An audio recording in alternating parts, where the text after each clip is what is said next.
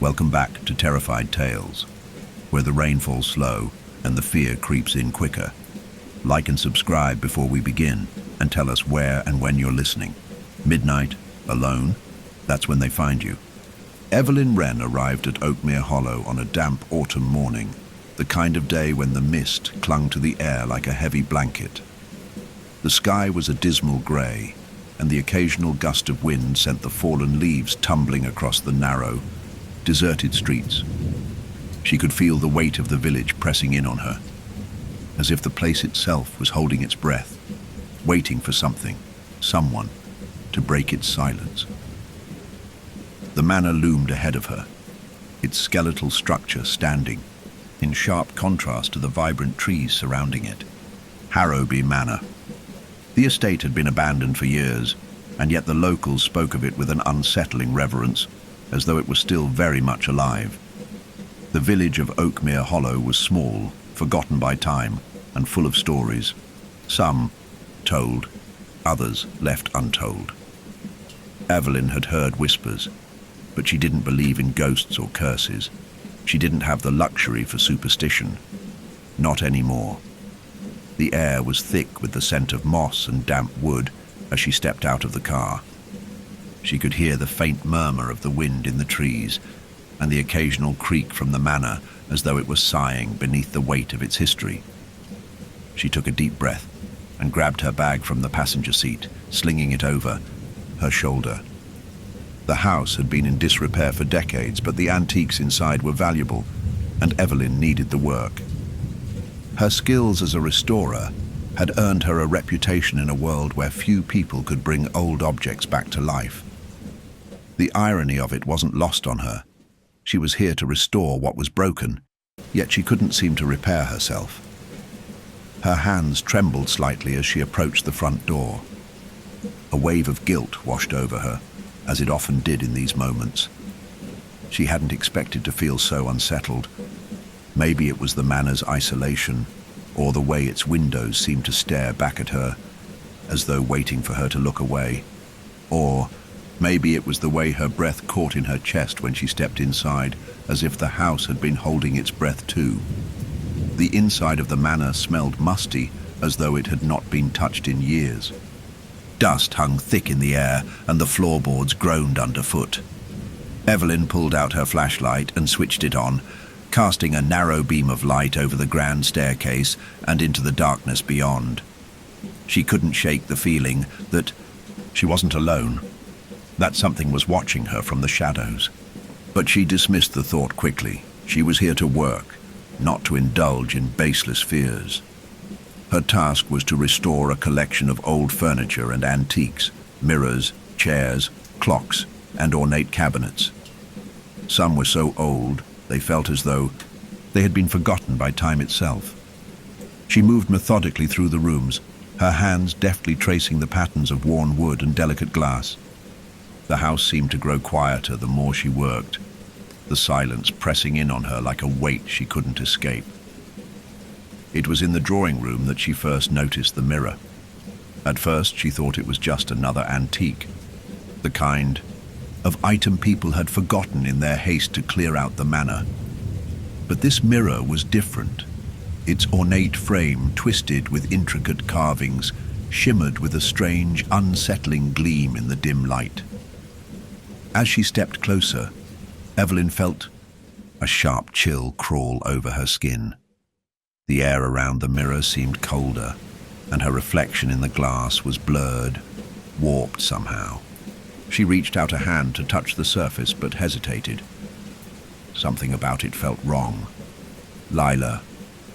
The whisper came as a fleeting breath of air, barely audible, yet unmistakable. The name was her sister's. Evelyn froze. She hadn't thought about Lila in days, or had it been weeks. The memory of the accident came rushing back with such intensity that her chest tightened painfully.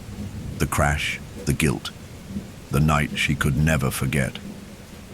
Her hand trembled as she slowly pulled it back from the mirror, but the whisper came again, this time louder, clearer.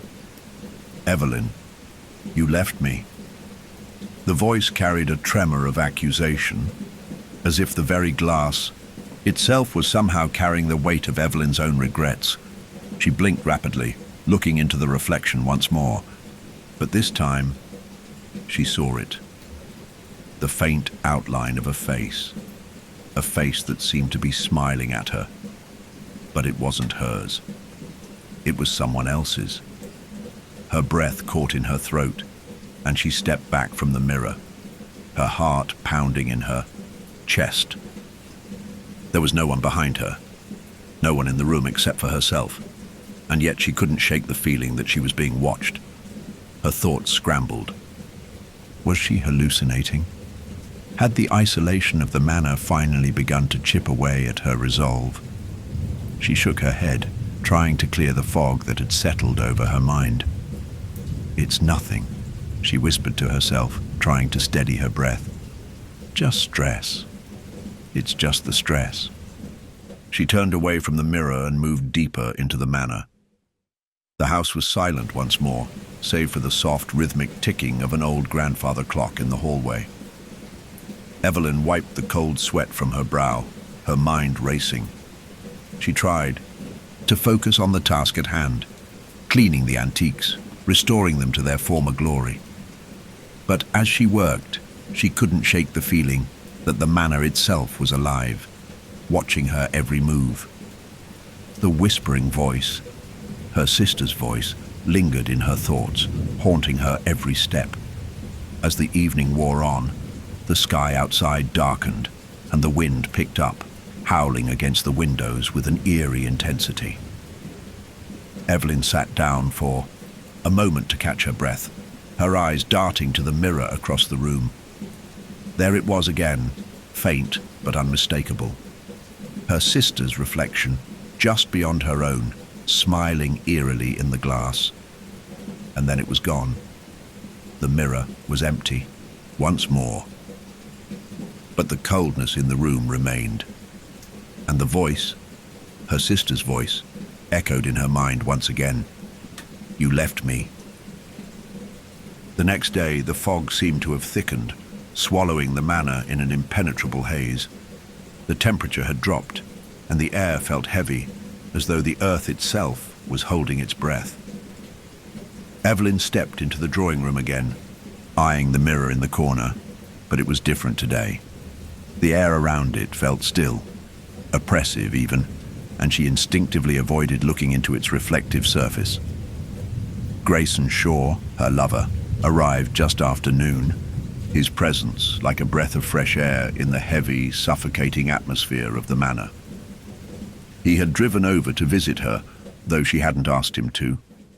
He was a practical man, calm and steady, and always the first to try to make light of things when Evelyn was spiraling. He approached her with a warmth that felt almost foreign in the cold, dark space of the manor, his eyes searching her face. "You look like you haven't slept in days," Grayson said, his voice gentle but laced with concern. He set his bag down by the doorway and ran a hand through his dark hair, his eyes still on her. "How's it going with the restoration?" Evelyn tried to smile, but the effort felt hollow. She glanced at the broken furniture and half-assembled antiques strewn about the room, a reminder of her task to breathe life back into things long left to decay. "It's going fine," she said, her voice flat, betraying no hint of the unease that still simmered beneath her skin. "Just a lot of dust and cobwebs." Grayson stepped closer, concern deepening in his gaze. "You know, you don't have to do this alone. You could leave this place for a while, take a break. I can handle it with you. You need rest, Evelyn." But Evelyn couldn't bring herself to voice what was truly weighing on her heart. The coldness in the manor, the whispers, that never seemed to stop. Instead, she offered a half-hearted shrug. "I'm fine. I just need to finish this project. It'll be good for me." She hadn't told him about the voice. She hadn't told anyone. The thought of reliving the nightmare made her stomach churn. Grayson looked at her for a moment longer, then smiled faintly. He knew her well enough to sense when something was off. Yet he said nothing more, instead pulling out a chair at the dining table. He always gave her space when she needed it, even if she didn't ask for it. He had been patient with her through her grief, through the long, silent days after the accident, when all she wanted was to bury herself in work and avoid the truth. Sophie. Blake, the neighbor, arrived soon after Grayson, her footsteps soft as she entered the manor. Sophie was older than Evelyn, with a quiet wisdom in her eyes. She had once been a psychologist, but now, in her retirement, she spent much of her time walking the woods or helping those in Oakmere Hollow who needed someone to talk to. She was the one who had encouraged Evelyn to move to the manor in the first place, suggesting it might help her focus on healing. But today, Sophie's usual serenity seemed to be tinged with something more invasive, almost as if she could see something Evelyn herself couldn't. "Good afternoon, Evelyn," Sophie said, her voice calm but carrying an odd edge, as if she could sense the thickening tension in the air. She smiled politely at Grayson, then turned her full attention to Evelyn. "How's the restoration coming along?" Evelyn nodded, though she felt an unfamiliar unease settle in her chest. "It's getting there," she replied, her voice wavering slightly as she looked down at the scattered tools and broken pieces around her. She couldn't shake the sensation that she was being watched, that something unseen was silently observing their every movement. "I'm just trying to make progress." Sophie studied her for a long moment before speaking again, her voice softer. "You know, Evelyn, healing isn't a straight path. Sometimes it's important to take a step back, to stop running from the past. You're not meant to bear this weight forever." The words were like a dagger, sharp and unwelcome. Evelyn felt her heart race, the familiar rush of panic flooding her chest. The accident, the guilt. She clenched her fists, trying to push the thoughts away. She was here to work, not to have her wounds opened again. But Sophie wasn't finished. "You don't have to face this alone," Sophie continued, her eyes never leaving Evelyn's face. "Grayson's here. I'm here. And sometimes facing the past can be the only way forward." Grayson, sensing the shift in the atmosphere, stood up from the table and placed a reassuring hand on Evelyn's shoulder. "Maybe we should take a break, go for a walk, get some fresh air." But Evelyn couldn't. She couldn't leave. She needed to finish this. She needed the distraction. "I'll be fine," she said, her voice sharper than she intended. "I just need to focus." The silence that followed felt thick, suffocating. Grayson and Sophie exchanged a brief glance before Grayson sighed softly and sat back down. Sophie, too, seemed to sense that Evelyn needed space, but the unease still clung to the room. The rest of the afternoon passed in an odd stillness, with only the sound of Grayson's quiet conversation and Sophie's occasional murmur of encouragement to break the silence. Evelyn worked, but her mind wandered, away from the task at hand, away from the people in the room, and toward the thoughts she had been trying to bury. The mirror, its reflection, and the whisper of her sister's voice. By the time the sun began to set, painting the sky a soft shade of violet, Evelyn couldn't shake the feeling that something was wrong. She kept her eyes away from the mirror, but the whispers in her mind had only grown louder. "Evelyn," the voice called, soft and insistent, just beyond her reach. Grayson noticed the change in her, his eyes narrowing with concern. "Evelyn," she snapped out of her reverie, blinking as though waking from a dream. "Sorry," she muttered, shaking her head. "Just tired. I'll finish up soon." Sophie stood and gave Evelyn an understanding smile, though there was a certain sadness in her eyes, a sadness that Evelyn couldn't quite place. "Take care of yourself, Evelyn," she said gently. "You don't have to do this alone." Grayson nodded in agreement, but Evelyn could only manage a faint smile before she turned away from them both, her thoughts still tangled in the shadows of the manor. As they left, The silence once again enveloped her. She was alone in the house once more, alone with her thoughts, alone with the mirror. Lila, the whisper, so soft it could have been mistaken for the wind, stirred once again. But this time, it felt different. The voice wasn't accusing anymore. It was pleading. Please don't leave me. Evelyn's heart pounded in her chest, and she knew, somehow, that this was just the beginning. The following morning, the air felt colder than usual, and Evelyn couldn't shake the eerie sensation that clung to her like a second skin. The manor had become a maze of shadows, creaking floors, and whispers that echoed through the halls in a language she could no longer understand. The mirror in the drawing room was calling to her. She could feel its weight, its pull. But every time she neared it, a knot tightened in her stomach, and she forced herself to look away. She had to focus on the restoration. The work was the only thing keeping her tethered to reality, and she couldn't afford to lose that. Her hands shook as she cleaned the remnants of dust from an old cabinet in the hallway. The door to the attic creaked open behind her, and the hairs on the back of her neck stood on end. She had been avoiding the attic for days now, knowing that it was full of old furniture and forgotten items, the kind of things that were too precious for ordinary people to throw away, but not precious enough to be preserved. But she had been here long enough to know there was something important waiting up there for her, some hidden relic or treasure that would justify the chaos she was enduring. Evelyn took a slow, steadying breath before making her way to the staircase. The wooden steps groaned underfoot as she ascended, her mind lingering on the lingering sense of dread that had settled over her in recent days. As she reached the top of the stairs, a sudden cold draft swept across the hallway, sending a shiver down her spine. The attic door, which had once been shut tight, now stood ajar, as though inviting her to step inside. A heavy silence hung in the air as Evelyn pushed the door open. The room beyond was dark, lit only by the faint glow of the morning sun filtering through a cracked, dust-covered window.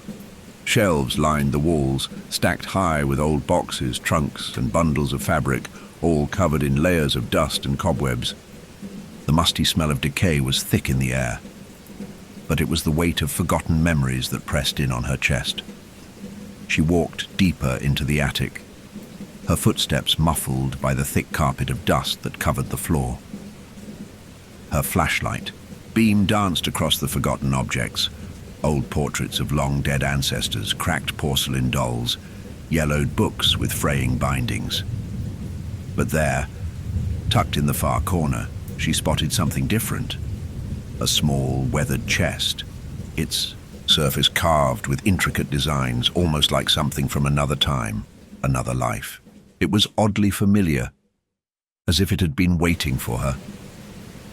Evelyn's breath caught in her throat as she knelt beside it. She ran her fingers across the chest's surface, the cool wood beneath her touch, sending a jolt of recognition through her. She had seen this design before, somewhere long ago. Something about it made her heart race, and a strange sensation crept up her spine, as though it were calling to her. The chest creaked open with a sound that seemed far too loud in the stillness of the attic, revealing its contents. Inside, wrapped in faded cloth, was an old leather-bound book. The pages looked yellowed and fragile, like they would disintegrate if touched too roughly. Her fingers trembled as she carefully lifted it from the chest, and the moment the cover met her hands, an almost imperceptible shiver passed through her body. On the cover, in faint chipped gold lettering, the words "Harrowby Family Secrets" were etched in an elegant curling script. Evelyn's eyes widened. She had never seen this book before, and yet the title felt strangely familiar, as if it had always existed in the back of her mind. She opened the book slowly, the pages creaking under her touch. The first few pages were filled with entries written in a delicate, flowing hand. Most of it was mundane, accounts of the family's daily life, their servants, and the various business dealings of Harrowby Manor. But then, something caught her eye. A section of the journal seemed to shift tone, becoming darker, more frantic. The handwriting became uneven, rushed. The ink bled through the paper in places, as if the writer had been pressing too hard. Evelyn's heart pounded in her chest as she read the first entry in this section. She speaks to me now, when I am alone.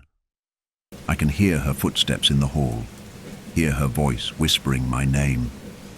It is not enough to see her in my dreams anymore. She is here, beneath the floorboards, behind the walls.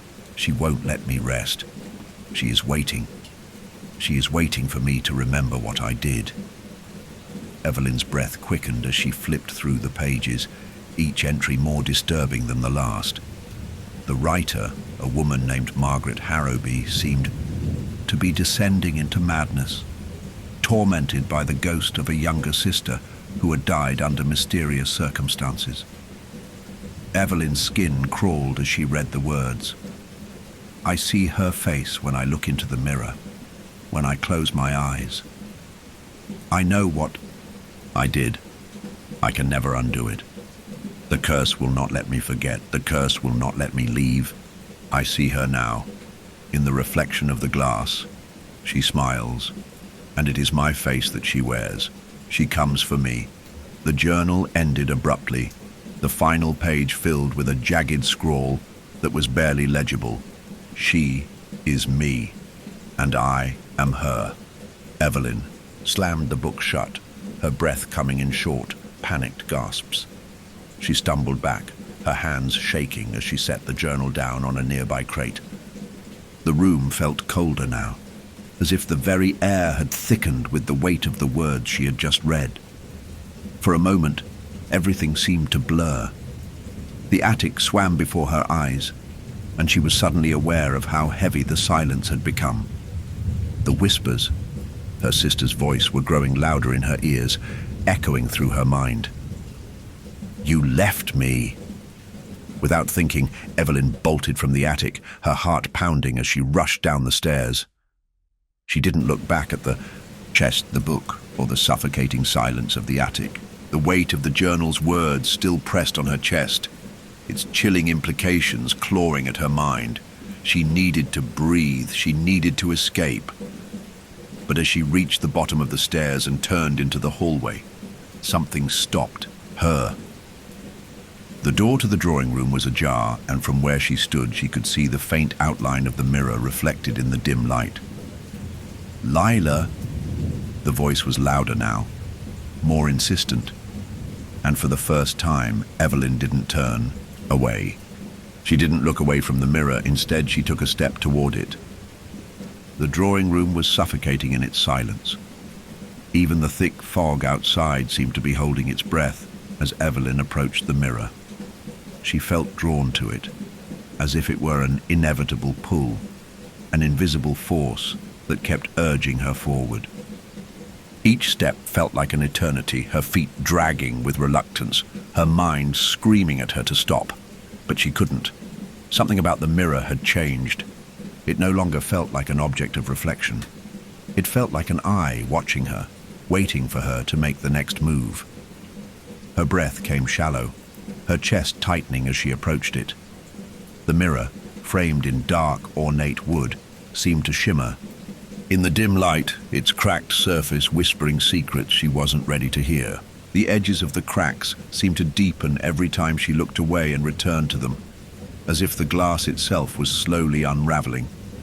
The reflection, though distorted, was still unmistakably hers, but the edges of her image seemed to bleed into something else, something unfamiliar. As her hand hovered just inches from the glass, Evelyn's pulse quickened. The voice, soft yet sharp, drifted into her thoughts again, as though it was waiting for her to finally acknowledge its presence. Evelyn! She closed her eyes, trying to steady herself, but the whisper came again, this time clearer. It wasn't just in her mind. It was coming from the mirror. Evelyn's breath caught in her throat, a knot forming in her stomach. She slowly opened her eyes, expecting to see nothing but her own reflection. But instead, she saw something else, a faint figure standing just behind her. Her heart skipped a beat. The figure was blurry at first, like a smear of smoke in the glass. But as she stared, it solidified into a form she recognized. Lila. Her sister's face stared back at her, a pale reflection, her features distorted by the cracks running through the mirror. But it was Lila. There was no mistaking it. The same eyes, the same dark hair, the same faint smile that Evelyn hadn't seen in years. Evelyn. Lila's voice was a mere whisper, but it felt like a weight pressing against her chest, suffocating her. Evelyn stumbled back, her body frozen in place as the air seemed to thicken around her. The mirror began to shift, warping her reflection. The cracks in the glass stretched wider, and in the spaces between them shadows began to move. As if the mirror was no longer just reflecting the room, it was a window into something else, something deeper. The figures in the cracks were no longer just shadows. They were faces, contorted and desperate, reaching out, pleading with her. "Please," Lila's voice said again, this time more insistent, more forceful. "You left me." Evelyn's knees weakened, and she collapsed to the floor, her hands clutching her head. The room spun around her as the whispers grew louder, more chaotic. The sound of Lila's voice mingled with another voice, one that was her own but distorted, taunting, echoing through the cracks in the glass. She closed her eyes, trying to block out the cacophony, but the voices continued to claw at her mind, louder and louder. "You left me. You abandoned me." The words tore through her, and she felt her heart beat painfully in her chest. "I didn't mean to. I didn't leave you." She tried to tell herself, but it felt like a lie. She opened her eyes again, the reflection before her shifting again, becoming something darker, something sinister. Lila's face was now stretched, her features grotesque, her eyes wide and hollow. The mouth opened, revealing sharp teeth, and the distorted voice that came from it sent a chill through her bones. "You can never escape me, Evelyn," Evelyn screamed, the sound raw and primal, and stumbled back, her hands pressing against the cold walls of the room for support. The mirror shimmered one last time, and then, suddenly, everything went still. The house fell into silence. The whispers stopped. The reflection faded back to normal, leaving only Evelyn's own pale face staring back at her. But she couldn't breathe. She could still hear the echo of Lila's voice in her mind. The image of her sister's twisted reflection burned into her vision. Was it real? Was it her mind playing tricks on her? Or was something else at work, something more dangerous, something tied to the house, tied to the curse that seemed to seep into every corner of Oakmere Hollow? She looked down at her trembling hands, her fingers white from the pressure. She couldn't stay here anymore. She couldn't keep pretending it was all just a nightmare. Evelyn knew deep down that the whispers, the reflection, it was more than just her grief. It was something ancient, something that had always been here, waiting for her to return. As she turned to leave the room, the door creaked open. Eli, Wren, her father, stood in the doorway, his face drawn and tired. He hadn't come by in weeks, not since the accident.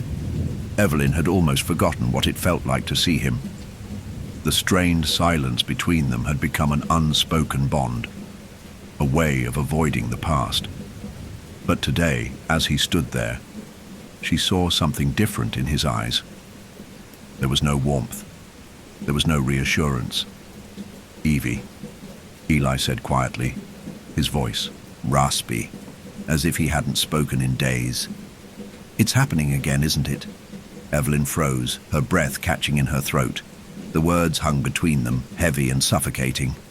"I thought," she began, but her voice faltered. She had never spoken of what had happened here. Not to anyone. Not to him.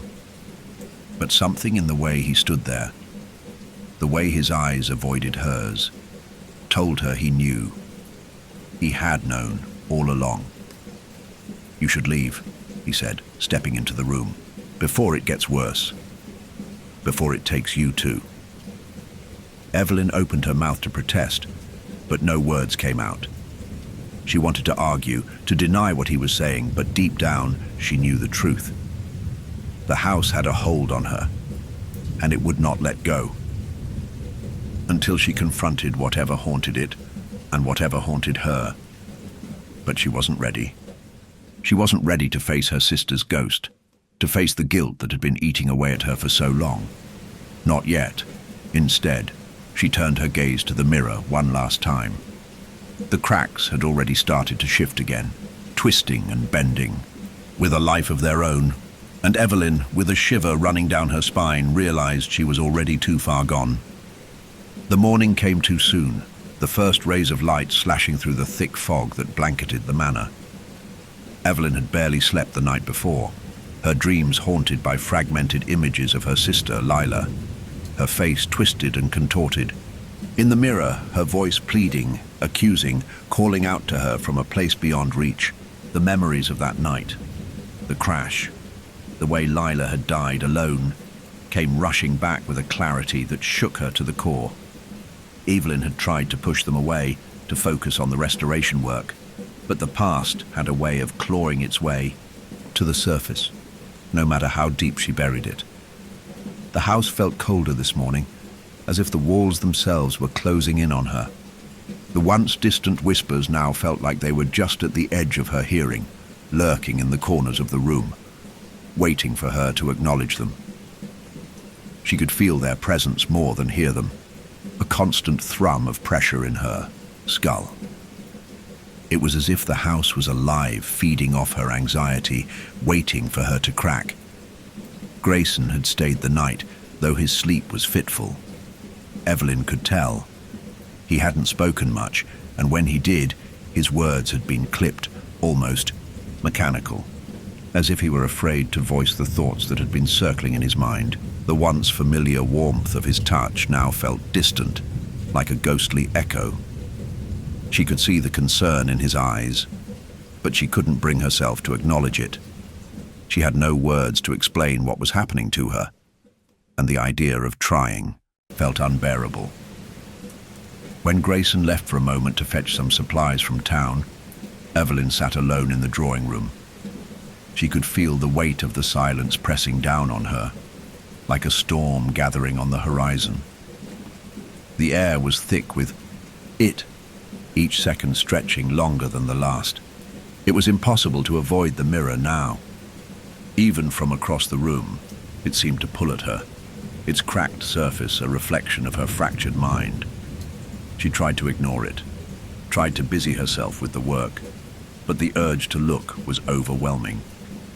Slowly, almost unwillingly, she crossed the room, her footsteps soft on the creaking wooden floors. Her body moved before her mind could fully register what she was doing. As she stood before the mirror, she felt a cold chill sweep through her, a breath of air that wasn't her own. For a moment, she saw only her reflection, but as she stared into the glass, it began to shift again, subtle at first, then more pronounced. The cracks widened, and through them she could see something else, something beyond her own reflection. Lila. But this time she wasn't alone. The pale figure of her sister stood beside her, but it wasn't Lila as she remembered. No. The face was twisted, almost unrecognizable, the skin stretched thin over sharp bones. Her eyes were black pits, devoid of life, and her mouth was stretched in an unnatural grin, as if mocking Evelyn's fear. The air around them seemed to grow colder, the room darker. "Why didn't you save me?" Lila's voice echoed from the depths of the glass, sharp and cruel. Evelyn staggered back, her heart pounding, but the mirror held her gaze, unwilling to release her. The reflection of Lila stepped forward, her form now fully visible in the mirror, and Evelyn saw the bloodstains on her clothes. The image of her sister was smeared with something dark and wet. "You left me to die," the figure hissed, her voice. No longer Lila's. No. It was deeper, darker, a hollow echo of the girl Evelyn had once known. The mirror seemed to pulse with the rhythm of Evelyn's beating heart. Evelyn's breath hitched in her throat. She couldn't look away, couldn't tear her eyes from the reflection. Her hands were trembling, and she reached out just a fraction toward the glass. The moment her fingers touched it, she felt a sharp coldness shoot through her, as if the mirror were pulling at her, drawing her in. The room around her seemed to warp. The walls bent and twisted, and the air grew thick with the smell of decay. The floor beneath her feet seemed to shift, as if she were standing on shifting sand. Everything around her began to dissolve into shadows, and the only thing she could see, truly see, was the reflection of Lila in the glass. Lila's grin widened. "You will never escape me, Evelyn. Not this time." Evelyn yanked her hand back, the mirror shuddering violently as though the glass itself had been wounded. She stumbled back, heart racing, mind reeling. The air in the room felt suddenly oppressive, thick with something malignant, something ancient. She gasped for breath, her chest tight with panic. Was it real? Was it her mind unraveling?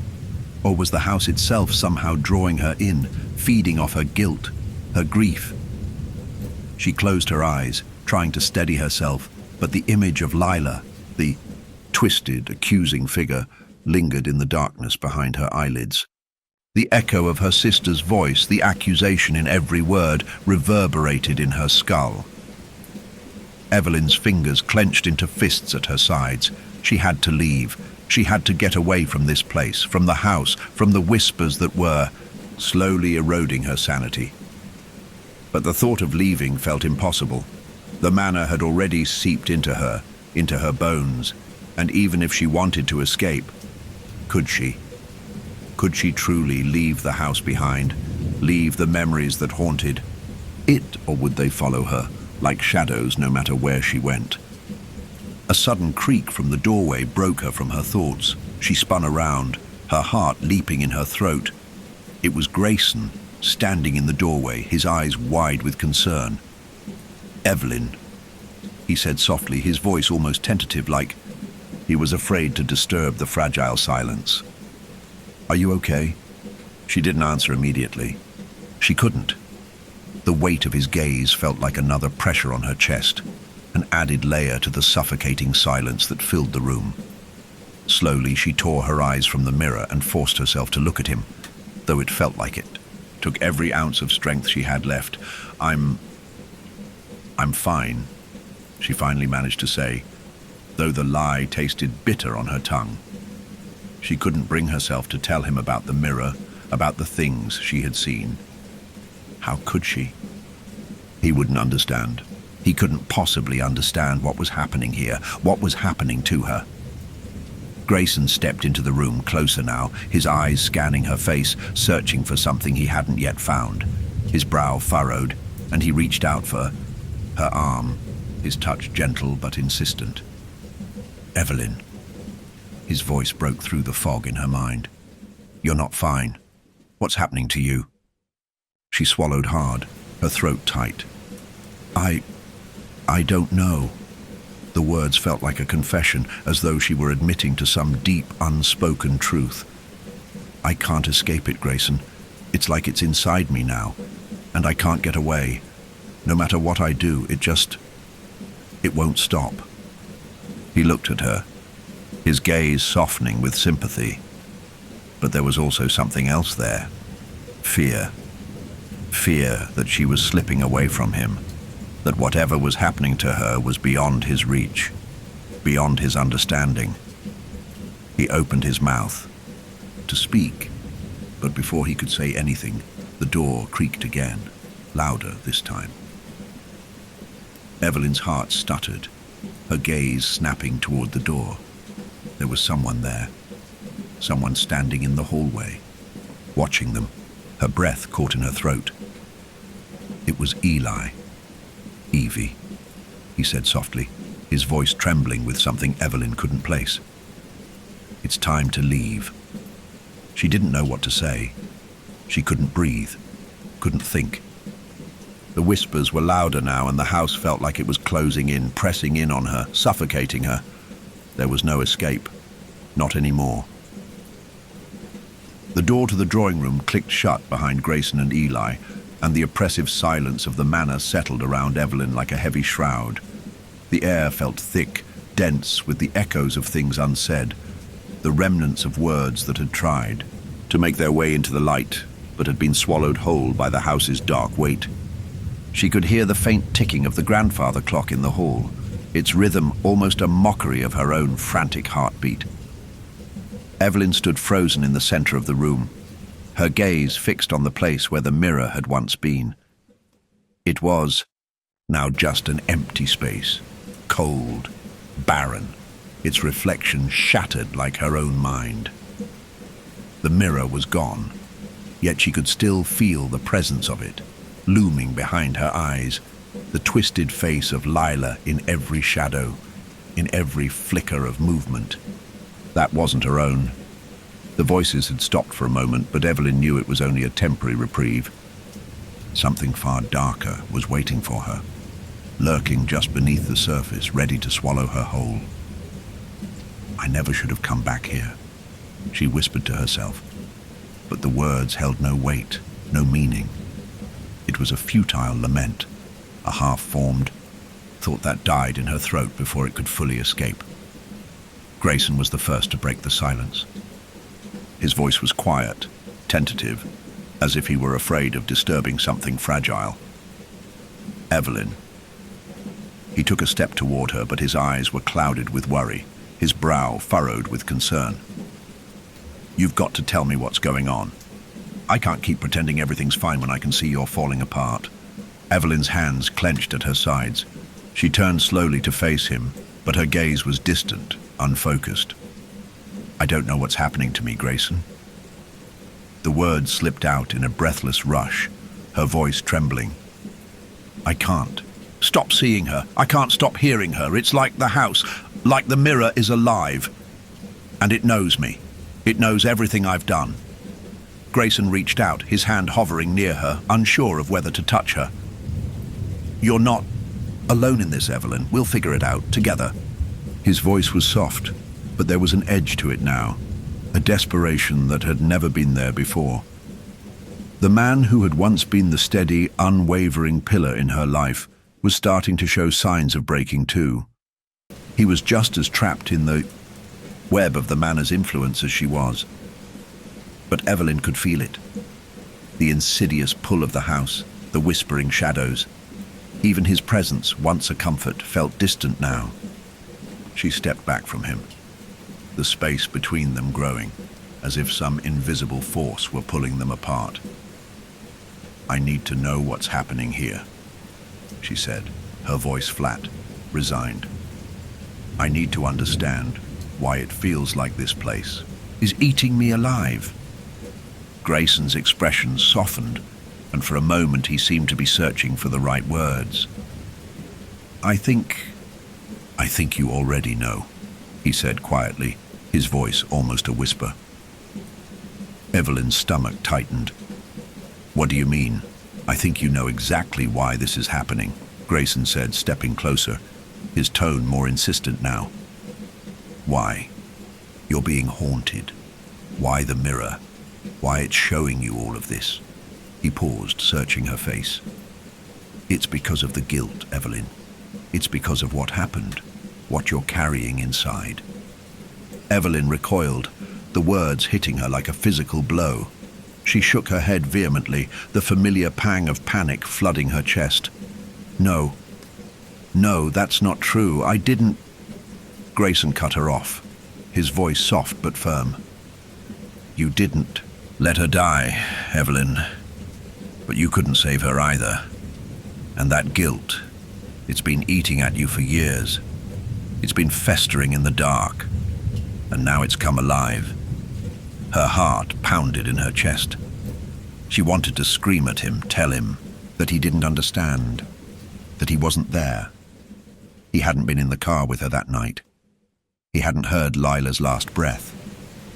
He hadn't seen the way she'd crumpled in the passenger seat, her body still as the world outside twisted and broke.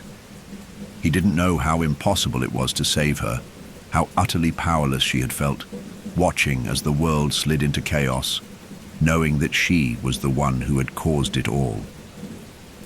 The tears came before she could stop them. Silent, hot, and insistent, they slid down her cheeks, the release of them feeling like something cracked open inside of her.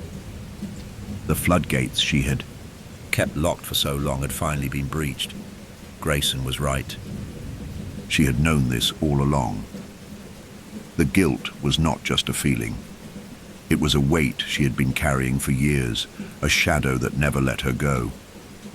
And it was only now, as the house seemed to close in around her, that she could finally admit it. Finally, face the truth she had buried so deep. "I couldn't save her," Evelyn whispered, her voice raw. "I couldn't do anything, I just..." Her words faltered, and she pressed a hand to her mouth to stifle the sob that threatened to escape. Grayson moved forward, his arms wrapping around her, pulling her into his embrace. She clung to him, her body shaking with the force of the release she had been holding back for so long. He held her tightly, but his presence felt distant somehow, as if the space between them had grown too wide to close. For a long time, neither of them spoke. Evelyn's body trembled as she cried, the weight of everything she had been hiding from crashing down on her in waves. When the tears finally subsided, Evelyn pulled away, wiping her eyes with the back of her hand. She could barely look at Grayson now, the truth she had been avoiding hanging in the air between them like a spectre. The silence stretched between them, thick and uncomfortable, as Evelyn tried to gather the strength to speak. "I can't fix this, Grayson," she said, her voice hoarse. "I can't undo what happened. I can't go back." Grayson's gaze softened, but there was something in his eyes now, something she had never seen before. "No one can go back, Evelyn. But you can move forward. You don't have to do it alone." She shook her head slowly, a bitter laugh escaping her lips. "I'm already too far gone, Grayson. I don't know if there's a way out anymore. I don't know if there ever was." Before he could respond, a low, echoing creak rang out from the hall. Both of them turned toward the sound, and Evelyn's stomach dropped. The door at the end of the hallway, the one that led into the dark recesses of the manor, slowly creaked open, as if something was waiting for her on the other. Suddenly Evelyn's pulse quickened. She felt it then. A shift in the air, something dark stirring in the shadows. "I think it's time we found out what's really going on here," she whispered, more to herself than to Grayson. With a deep breath, she stepped toward the door. Grayson hesitated, his hand reaching out as if to stop her, but he didn't. He couldn't. He was just as bound to this place as she was. Together, they crossed the threshold into the unknown. The hallway was suffocatingly silent, as Evelyn and Grayson stood just beyond the threshold of the door. A cool draft seemed to seep through the walls, pulling at them, urging them deeper into the dark recesses of the manor.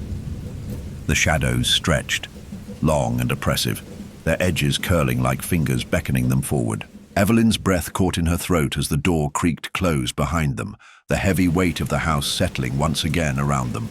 The space ahead was filled with only the dim light from the hallway, flickering faintly, as if the house itself didn't want them to see what lay beyond. The room at the end of the hallway was large, though cluttered with forgotten remnants from a time long past. Old furniture, cobwebbed chandeliers, and rotting furniture that seemed to sag under. The weight of its own age, a musty smell clung to the air, the scent of mildew and decay. But there was something else in the atmosphere too, something that made the hair on the back of Evelyn's neck stand on end. "I don't like this," Grayson said softly, his voice tight with unease. He glanced over his shoulder as if expecting someone or something to emerge from the dark corners of the house. "This place is wrong." Evelyn didn't respond. Her eyes were locked on a small wooden desk in the far corner of the room, where an old, dust-covered book sat. A faint glow seemed to pulse from its pages, as though calling to her. She felt an undeniable pull in her chest, a magnetic force drawing her toward it. Her hands shook as she stepped closer, her feet moving of their own accord, each step heavier than the last. Grayson's voice faded into the background as she crossed the room, and all that existed in her field of vision was the book. The desk was covered in a layer of grime, the surface cracked and warped with age. The book sat in the center, bound, in faded leather, the edges fraying with time. Its presence felt oppressive, as though it had been waiting for her to find it, to open it. Evelyn hesitated for a moment, her breath caught in her throat, but then the impulse to know, to understand, overcame her. She reached out, her fingertips brushing the book's spine. The moment her fingers touched it, a cold rush of air swept through the room, the temperature dropping suddenly. Her heart skipped a beat, and the room seemed to grow darker, the shadows pooling in the corners, curling like tendrils around her. With a trembling hand, Evelyn opened the book, the pages crinkling under her touch. She felt a strange heaviness settle in her chest as she flipped through the first few pages. The ink faded, but still legible. A name caught her eye. Margaret Harrowby. The handwriting was elegant, flowing, but the further she read, the more erratic and frantic it became. The entries seemed to shift tone abruptly, as if the writer's mind had begun to fray at the edges. The entries started innocuously, detailing daily activities, mundane things that now seemed trivial in the face of what Evelyn was about to uncover. But as the pages turned, the writing became darker, jagged, filled with frantic ramblings. She won't leave me alone. It's worse than before. I see her at the windows. I hear her at night, calling me, whispering my name. Her voice echoes in the hallways. I cannot escape her. She follows me wherever I go. It's like she's inside my skin. Her eyes, those eyes, they haunt me. She was supposed to die, but she didn't. I made sure of it. I swear I did. But she didn't die. And now she comes back again and again. She wants me to remember what I've done. I know she's here, watching, waiting. Evelyn's heart hammered in her chest as she read the words. Her skin prickled with unease, but she couldn't tear her eyes away from the pages. The handwriting had become frantic, nearly illegible toward the end, as though Margaret had been overtaken by the terror she was writing about. But then, at the very end of the journal, something caught her attention.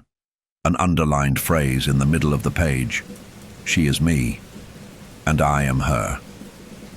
Evelyn's stomach churned. She knew instinctively that this wasn't just a coincidence. It couldn't be. The echoes of what she had been hearing, Lila's voice, started to make sense. The connection between the two women, between Margaret and herself, was undeniable.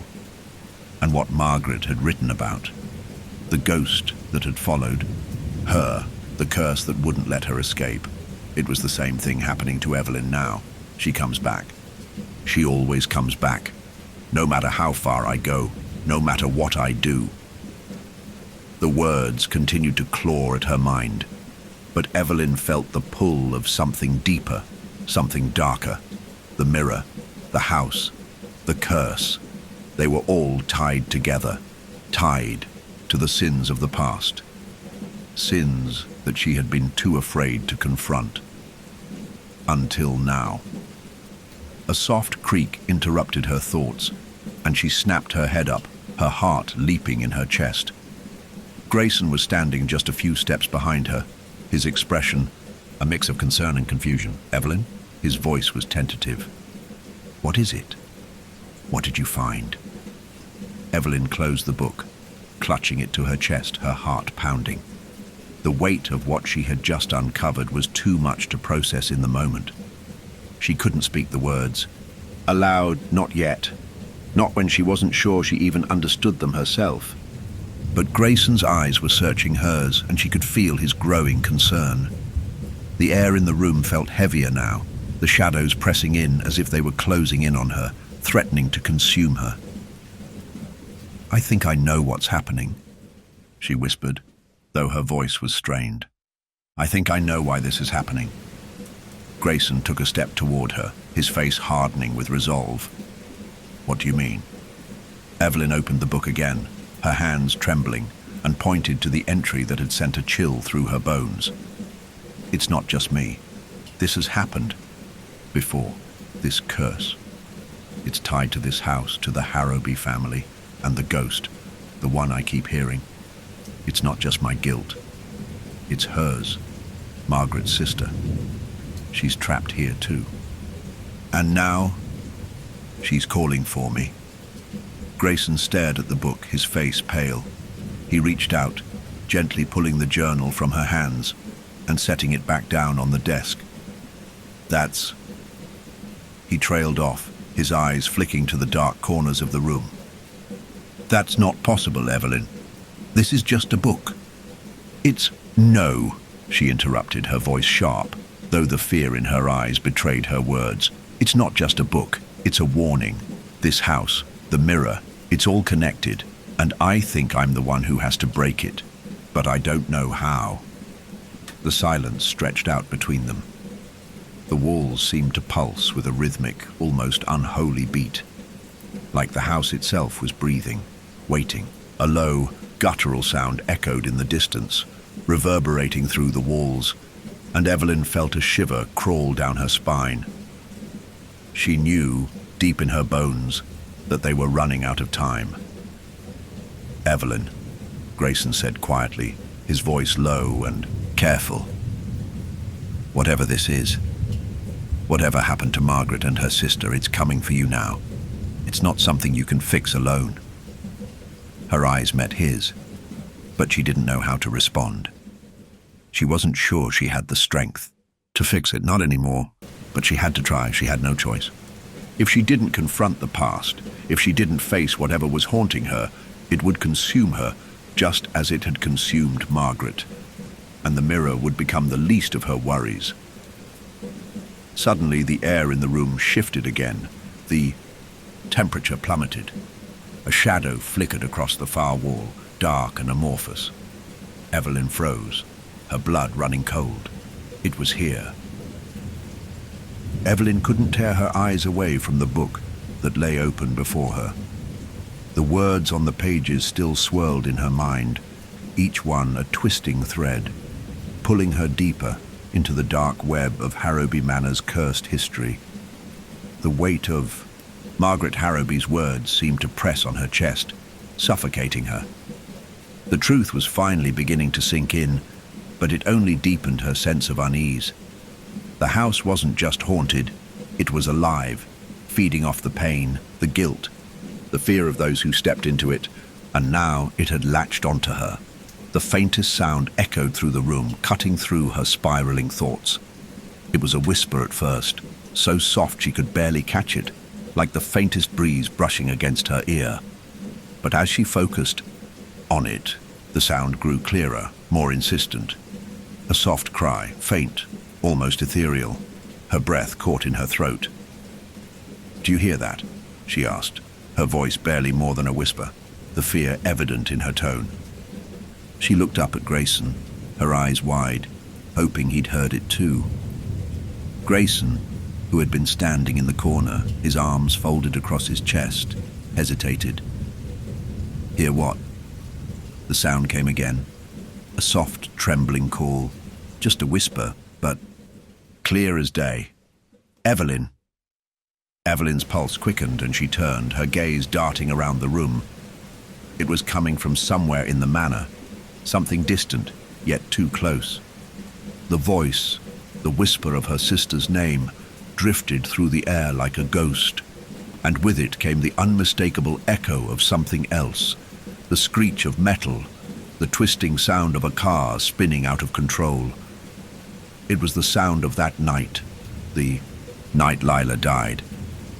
Lila, Evelyn breathed, the name coming from her lips before she could stop it.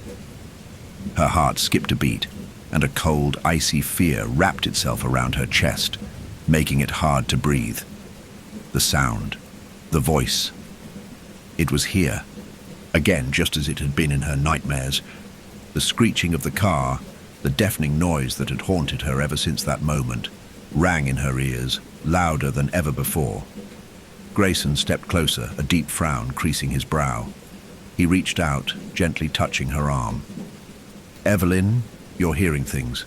It's just the house, the stress. You've been through a lot. You need to rest." But Evelyn couldn't listen to him. Not now. The sound, the voice, it was real. It was impossible for it to be real, but she could hear it clear as day. It was as if the manor itself was remembering the past, dredging up the events that had happened here, pulling them back into the present. "Evelyn." The voice was louder now, insistent. Her hands shook as she clenched them into fists, trying to steady herself. "I need to go," she muttered under her breath, more to herself than to Grayson.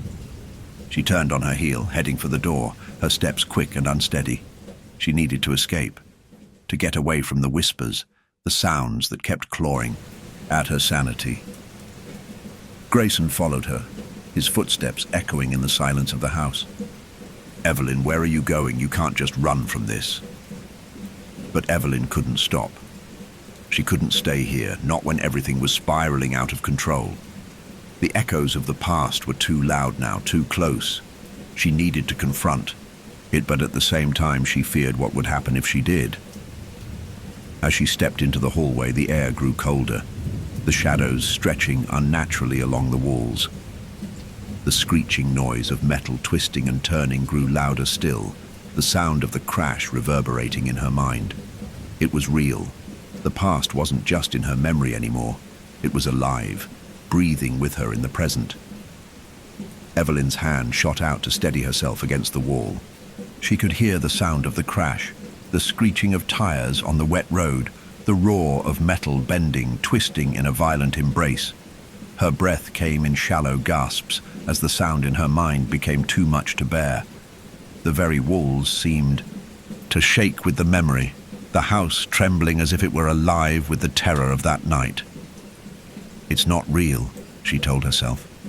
"It's just the house." But the voice, her sister's voice, was unmistakable.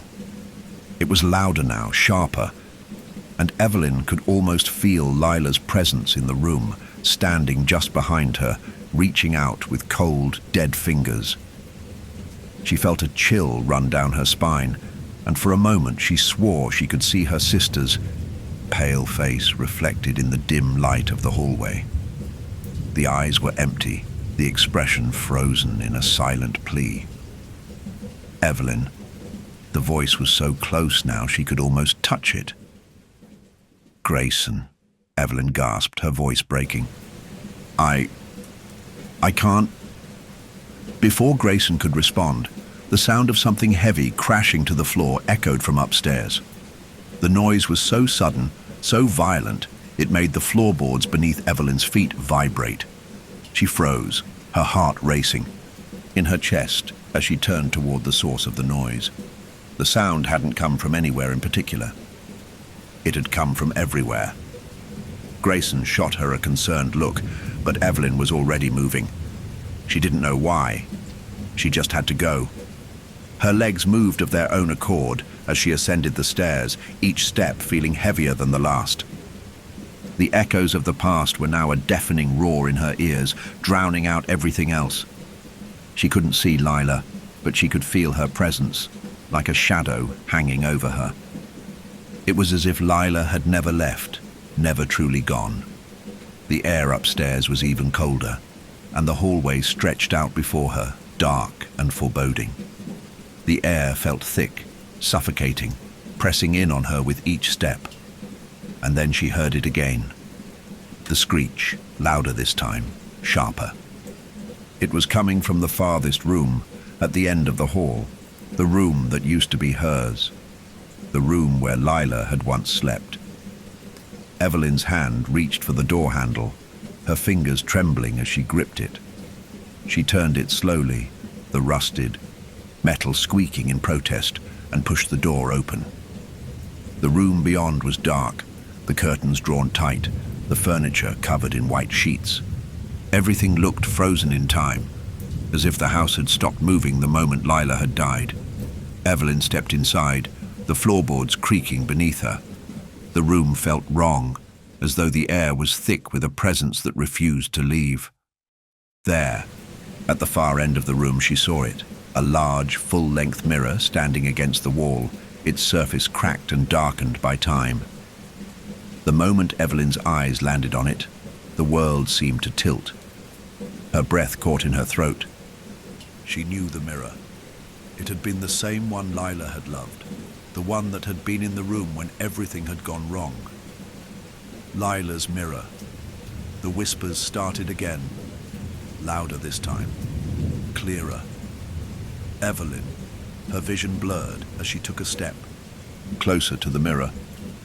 The sound of metal twisting, the screeching noise, echoed in her mind, drowning out everything else. Her legs felt weak as she reached out, her fingers brushing against the cracked surface, and then the world snapped into focus. Lila's face stared back at her, her expression twisted in a grotesque smile, her eyes hollow and dark.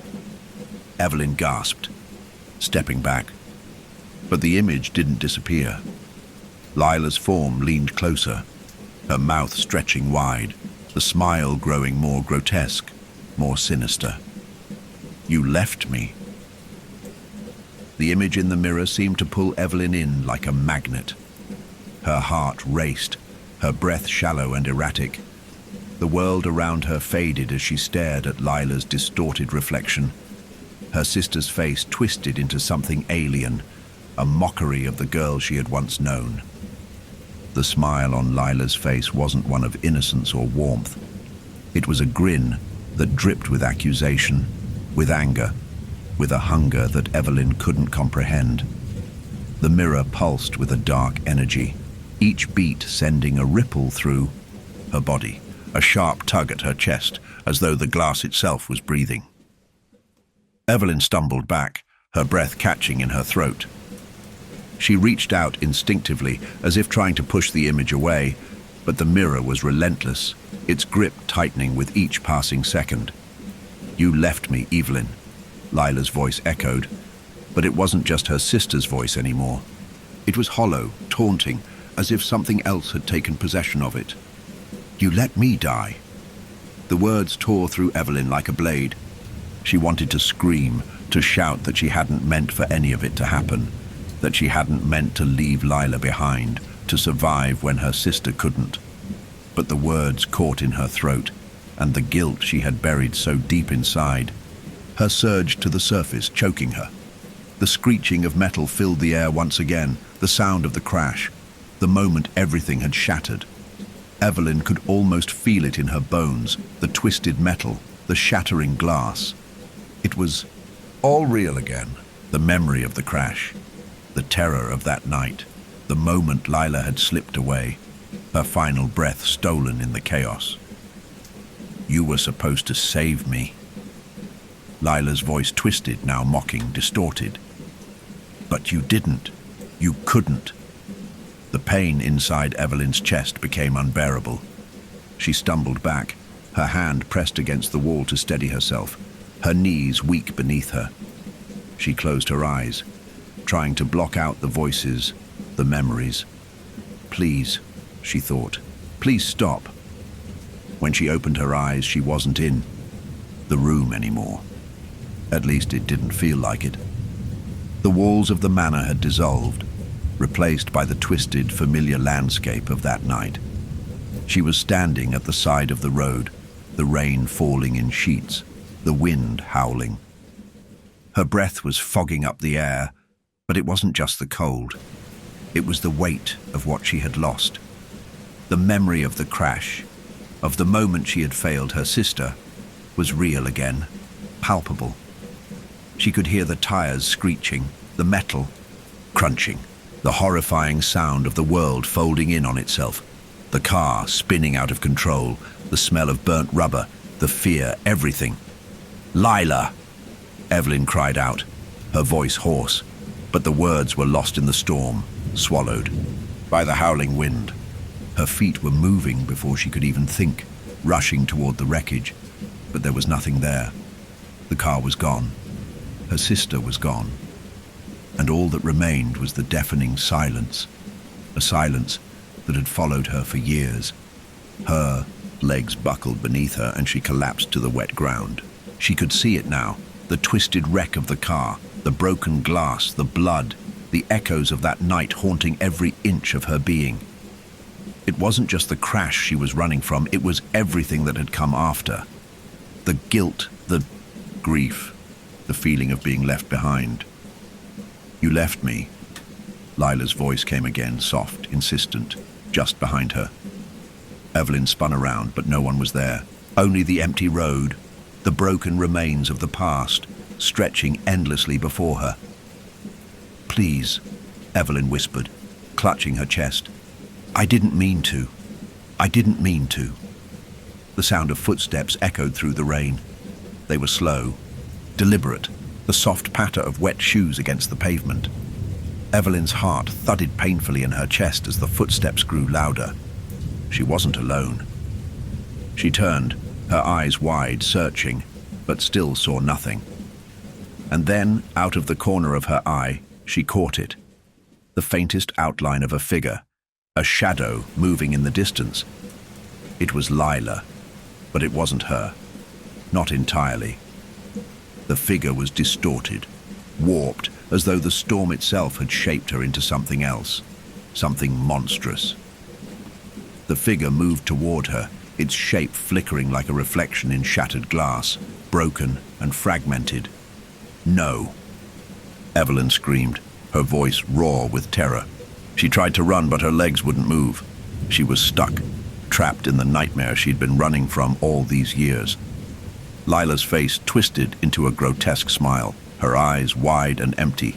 "You abandoned me," the voice hissed, a mix of her sister's voice and something darker, something more sinister. The figure reached out, its hand a blur of darkness, the fingers elongated and sharp like talons. Evelyn stumbled back, her breath coming in gasps. Her heart hammered in her chest and she couldn't think, couldn't move. The shadow of Lila loomed closer, its shape growing clearer as it reached out for her. "You killed me," the voice growled, the words dripping with malice. "And now, you'll pay." Suddenly the world around her shifted. The ground beneath her feet seemed to ripple, the darkness closing in from all sides. The rain stopped, the wind ceased, and the world fell into a suffocating silence. Evelyn's body was frozen in place, her limbs unresponsive, her mind screaming for her to move. The figure of Lila stood before her, its face now inches from hers, its breath cold and clammy. The smell of decay filled her nostrils, the scent of something dead. And as it opened its mouth to speak, Evelyn felt a surge of panic. She was trapped. "You can never escape me," the thing whispered, its voice a chilling blend of Lila's innocence and something else, something that felt like an accusation, a demand. "You're mine." The moment the words left its mouth, the figure lunged forward, and the world erupted in a flash of light and sound. Evelyn jerked awake with a strangled gasp, her body trembling violently. Her heart was pounding, her breath shallow, as if she had just been pulled back from the edge of something terrible. She was on the floor, the cold wooden boards beneath her pressing into her skin, but she didn't move. She couldn't. The remnants of the nightmare clung to her like a second skin, her body caught in the aftershocks of the vision. Grayson's voice cut through the haze of her thoughts, his hands gently shaking her shoulders. "Evelyn, Evelyn, look at me. Are you okay?" The words didn't register at first. Evelyn's mind was still trapped in the nightmare, still hearing the echo of Lila's voice, still feeling the weight of her sister's presence. She was here. "Evelyn," Grayson said again, his voice tight with fear. He grabbed her by the shoulders, pulling her into an upright position. His touch grounded her, but it didn't stop the flood of images that rushed back. "I saw her," Evelyn gasped, her voice shaking. I saw her, Lila. She was here. Grayson's eyes were filled with concern, but there was something else, something darker lurking in his gaze. Evelyn, you have to stop running from this. The past, it's not going to leave you alone.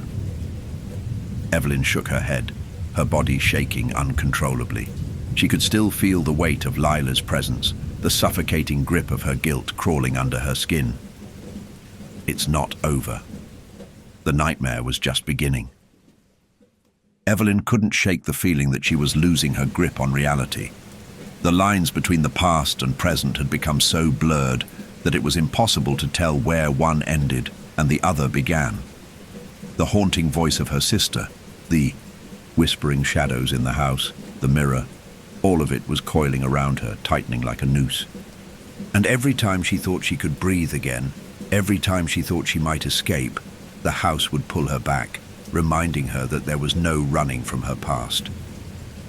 Grayson's touch was the only thing that felt real now. His hands on her shoulders, his voice cutting through the fog that had settled in her mind. She clung to him like a lifeline, but even his presence couldn't dispel the overwhelming sense of dread that was seeping into her bones. The walls of the manor felt closer, pressing in on her, and the whispers had started again, soft but persistent. Evelyn. She closed her eyes and took a deep breath. She couldn't let herself spiral. Not now. Not when everything was already falling apart. Grayson stood beside her, his eyes filled with a quiet urgency. Evelyn, we need to get out of here. We need to leave the house. It's doing something to you. I can see it. This place, it's affecting you. I can't, Evelyn whispered, her voice hoarse. She shook her head, her hands trembling. I can't leave until I understand what's happening. I need to know why this is happening. Evelyn, Grayson urged, stepping closer, his voice gentle but firm. You're not going to find answers in this house. You're just feeding it. You're letting it control you. But Evelyn couldn't shake the feeling that if she left, if she ran from the manor now, it would be like abandoning the very thing that was tying her to her sister's death. She couldn't outrun her guilt. She couldn't outrun Lila's voice. No, she had to stay. She had to face it, no matter how painful, no matter how terrifying. Her eyes shifted to the cracked mirror that now stood in the corner of the room, its surface distorted, warped by time. It wasn't the same mirror she had seen earlier. This one was different. It looked newer, and yet it exuded the same cold presence, the same oppressive energy. I think it's trying to show me something, Evelyn said, her voice distant, as though the words were slipping from her before she could fully understand them. The mirror. It's showing me the truth, but I don't know what it means. Grayson looked at her, concern clouding his expression. Evelyn, please, this isn't you. This obsession with the mirror, it's tearing you apart. But Evelyn wasn't listening anymore. She had already crossed the room, her legs unsteady, but her mind fixed on the mirror, on the need to understand, to finally break the cycle that had kept her trapped for so long. She reached out, her hand trembling, and pressed her fingers against the cool surface of the glass. The moment her skin touched it, a shiver ran through her. The air grew colder, the shadows around her deepening, as though the room itself had exhaled, releasing a breath it had been holding for years. And then, it happened. The mirror rippled. At first, it was subtle, just a small shimmer like the surface of water disturbed by a single drop. But then the ripples spread, growing larger, distorting the reflection before her. Evelyn gasped and stumbled back, but the mirror held her in place, its pull stronger now than ever before. The glass began to warp further, the image in front of her changing, becoming something new, something darker. Lila's face appeared again, but this time it wasn't twisted in the cruel grin she had seen before. This time her sister's face was soft, serene, as though she was still alive, still the girl Evelyn remembered. But the eyes were different. They were empty, hollowed out, and they stared at her with a hunger, a desperation that made Evelyn's blood run cold. "You left me." Lila's voice came again, but this time it wasn't an accusation. It was a plea, a cry for help.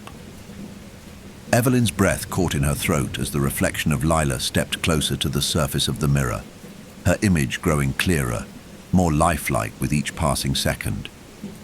Her sister reached out, her hand stretched toward Evelyn as if begging her to cross the line, to join her in whatever place lay beyond the glass.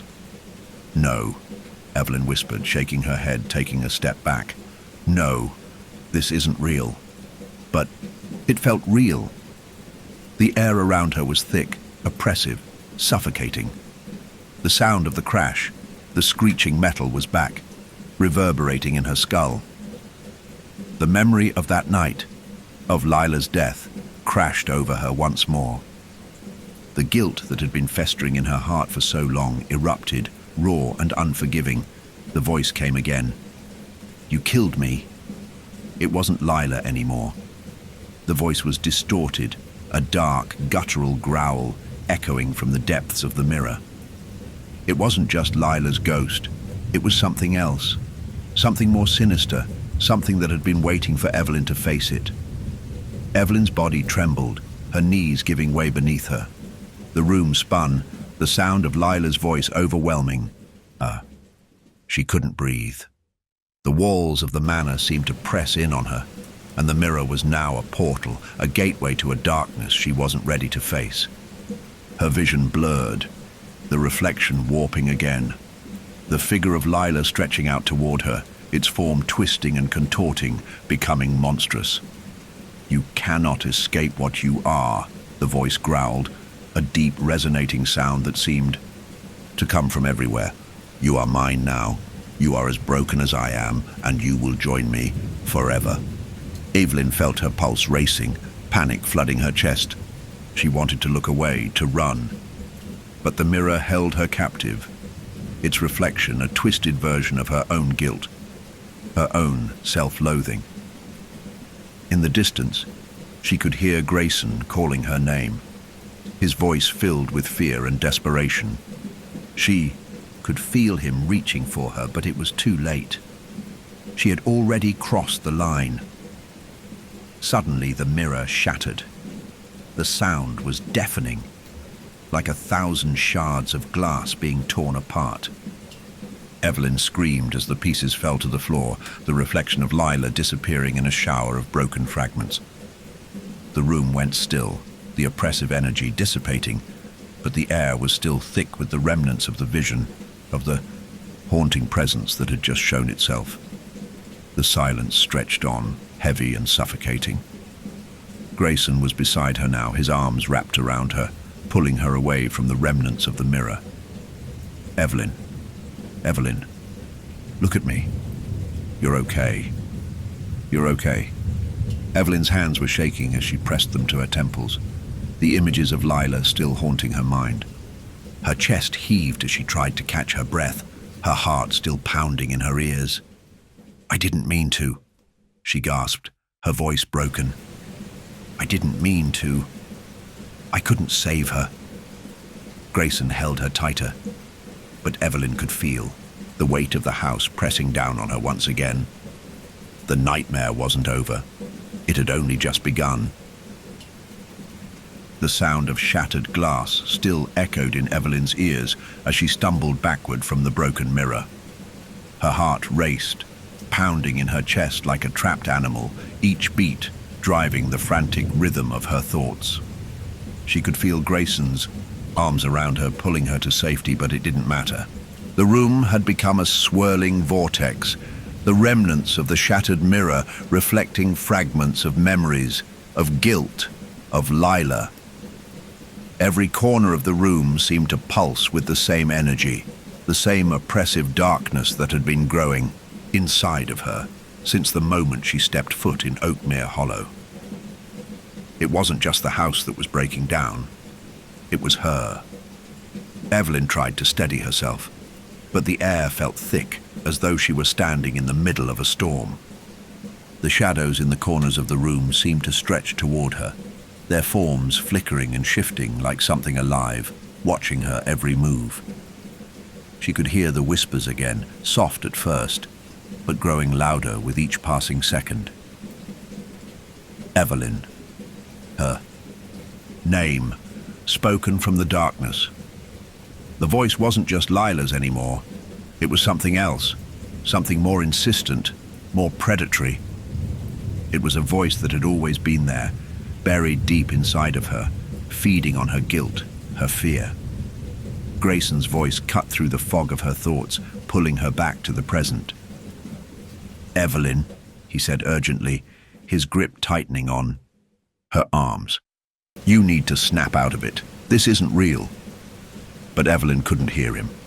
She couldn't focus on anything except the image of Lila's face in the mirror, the face that had twisted, that had screamed at her in accusation. "You killed me, Evelyn." The words bounced around in her mind, shattering everything else. The glass shards from the mirror glittered on the floor, each piece reflecting a different angle, a different version of reality. Evelyn wanted to look away, but her gaze was drawn to them as if they were pulling her in. The reflections weren't just of the room, they were of the past, of moments she had long tried to bury. Every piece of broken glass was a crack in her memory, a splinter of something she could no longer escape. The world around her seemed to shift. The walls of the manor faded away, and she felt herself being pulled into something else, something vast and dark. Her feet weren't on solid ground anymore. There was no floor beneath her, no walls surrounding her. She was falling, but there was no sound, no sensation of movement. It was as if she were floating in an empty space, surrounded by nothing but darkness. "Evelyn."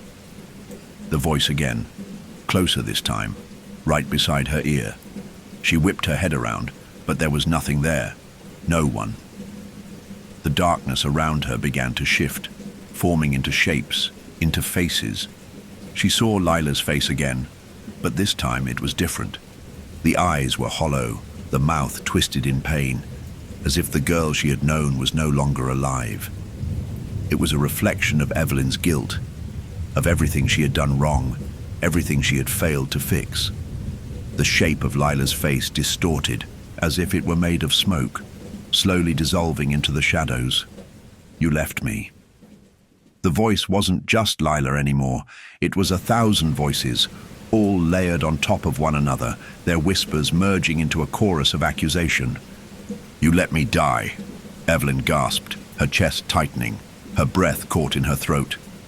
She could feel the weight of the guilt pressing down on her like a physical force, the crash, the blood, the twisted metal. Lila, her sister, gone. She had been the one behind the wheel. She had been the one to survive. Her mind snapped back to the present as she felt something cold wrap around her ankle. She looked down, but saw nothing, just the swirling darkness, the void that had engulfed her. The cold grip tightened, and she gasped again, her body jerking as if trying to break free from it. But the darkness wouldn't let her go. "Evelyn, come back to me." The voice was familiar now, but it wasn't Lila. It was a twisted version of Lila, a spectre born from her own fractured mind. She could feel its presence pulling at her, dragging her deeper into the darkness, pulling her into the very place where she had buried her guilt. The space around her began to distort, the walls warping and shifting as if the manor itself had become alive, its dark heart beating in time with her own. The cold grip around her ankle tightened again, and she stumbled, her knees buckling beneath her. Her hands scraped against the rough ground, but there was nothing to hold on to. The darkness was swallowing her whole, and she couldn't fight it anymore. She was powerless. Evelyn, her name again. But this time, it wasn't just the voice of guilt. It was something else, something real. She gasped, her body jolting as she found herself yanked back to reality. Her vision cleared. and she saw Grayson standing in front of her, his hands gripping her shoulders tightly. His face was pale, his eyes wide with fear and concern. "You're here," Evelyn whispered, her voice shaky. The words felt hollow, as if she had been lost in the dark for far longer than she could have known. Grayson's eyes softened, but there was something different in them now, something colder. He wasn't just afraid for her anymore, he was afraid of what was happening to her. His grip tightened on her arms, his voice shaking. "You can't keep doing this, Evelyn," he said, his words like a desperate plea. "This place is consuming you. We need to leave." Evelyn shook her head, the weight of everything she had just experienced crashing down on her. "I can't. I need to stay. I need to fix this." Grayson's face twisted with emotion. "You can't fix this. You can't fix the past. It's gone, Evelyn. It's already too late." "No," Evelyn gasped. "It's not too late. I have to face it. I have to make it stop."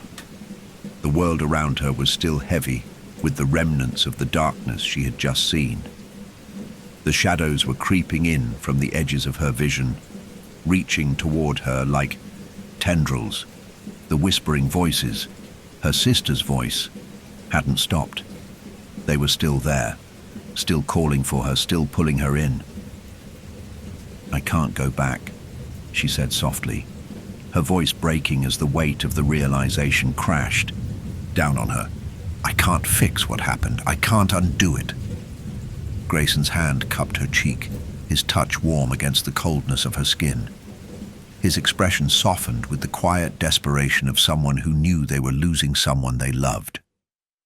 "You don't have to do this alone," he whispered, his voice hoarse. "We can leave. We can leave together. We'll get out of here." But Evelyn knew it wasn't that simple. She knew there was no escape from the guilt that had been eating at her, from the darkness that had been calling to her from the moment she stepped into this cursed house. She was already too far gone, and the voices, the echoes of death, would never let her go. With a final, heavy sigh, she pulled away from Grayson's touch. She couldn't escape. Not yet. Not until she faced what had been haunting her for so long. "I can't leave yet," she said softly, her voice broken, lost in the wind that howled through the empty house. "I have to finish it." Grayson's eyes filled with unspeakable sadness as he watched her step further into the dark heart of the manor, disappearing into the shadows. And as Evelyn walked deeper into the void, she could hear her sister's voice, closer than ever before. Evelyn's footsteps were almost silent as she moved through the darkened halls of Harrowby Manor. The mansion was an entity unto itself now, its walls seemingly alive with the weight of memories, some real, some twisted by the house into something else entirely. Each corner she turned felt like a step deeper into a nightmare she could no longer wake from. The air was thick with dust and decay, but it was more than that. There was something ancient in the atmosphere, something that pressed against her skin, making her feel as if she was suffocating. Her mind was still reeling from the visions, the images of Lila that had risen from the mirror's depths, the overwhelming presence of her sister's ghost now twisted by the darkness of the manor, the shattered reflections, the voices, the words that had been whispered to her, "You left me." She could feel them all inside her, clawing at her from the inside out. The house had a way of bringing them back to life, reanimating the dead parts of her memory. It's too late to go back now. The thought echoed in her mind, an unsettling truth that seemed to wrap itself around her thoughts like a vine. She'd crossed a line. She had stepped into a place where the past was not something she could bury, not something she could outrun. The house was pulling her under, dragging her into its void, and she knew, deep down, that if she didn't face whatever was waiting, for her, she would be lost to it forever. The hallway stretched ahead, its length disappearing into the dark, but her eyes were drawn to a door at the far end. It was old, weathered, as though it had been untouched for years. The faintest sliver of light leaked through the cracks, casting shadows on the floor that danced like ghostly figures. Something was calling her, pulling her toward it. Grayson's voice still echoed in her mind, his warning, his fear, but she couldn't hear him anymore. She was beyond the point of no return. She had to see this through. Her hand reached for the doorknob, the cool metal sending a jolt through her. She hesitated for a moment, but only for a second. She turned the knob. The room beyond was just as she had expected, dim, its only light coming from a small window on the far wall, the edges of the curtains fluttering in the breeze. Dust filled the air, suspended in the stillness. The room was untouched, frozen in time, as though it had been waiting for her. And then she saw it. The mirror. It was larger than the one she had shattered earlier, its frame thick and ornate, covered in intricate carvings that twisted and writhed like vines. But what caught her attention was the reflection. Her reflection. It wasn't like the others. This time her image was clear, unbroken, staring back at her with vacant eyes. But as she stepped closer, the reflection shifted, becoming distorted, just like the others. Her hands shook as she reached out to touch it. This time there was no hesitation. The mirror was pulling her in. Her fingers brushed against the cold glass, and as soon as they made contact, the world around her shifted. The walls of the room vanished. The floor beneath her feet seemed to dissolve. She was no longer in the manor. She was standing in a different place, a place that felt both familiar and alien at the same time. The road, the storm, the crash. Evelyn's breath caught in her throat as she saw it unfold before her, the nightmare replaying itself in real time. The car. Her car. Lila's face beside her, smiling, laughing. But there was something wrong in her expression, something just off. The sound of the rain, the tires spinning out of control, the metal screeching, twisting, the crash, the blood. She was there, in the passenger seat, watching everything unfold, helpless, unable to stop it. She tried to scream, but no sound came out. She tried to move, but her body was frozen, trapped in time. Evelyn. Lila's voice echoed, soft, haunting, but it was different this time. It wasn't just a whisper. It was a plea. She saw Lila's face, her eyes wide with terror, and Evelyn's heart shattered all over again. Please, help me. And then, everything stopped. The vision snapped into blackness. The world around her shattered like glass, as the mirror fractured into 1,000 pieces. The dark void seemed to open beneath her, pulling her down, pulling her into the very place she had been avoiding, into the memory she had spent years running from. But this time, it was different. This time, Evelyn could feel the weight of the guilt that had been buried so long inside her. The memory wasn't just a nightmare anymore. It wasn't just something she could forget. It was a part of her. It was a part of who she was. You left me. Lila's voice came again, but this time it wasn't an accusation. It was a question. Evelyn blinked, the darkness around her swallowing everything. The weight of the guilt pressed against her, and she felt herself sinking into it, into the abyss that she had been avoiding for so long. But then, something inside her shifted. Something that had been buried deep within her soul stirred, and for the first time she understood. She hadn't left Lila behind. She hadn't abandoned her.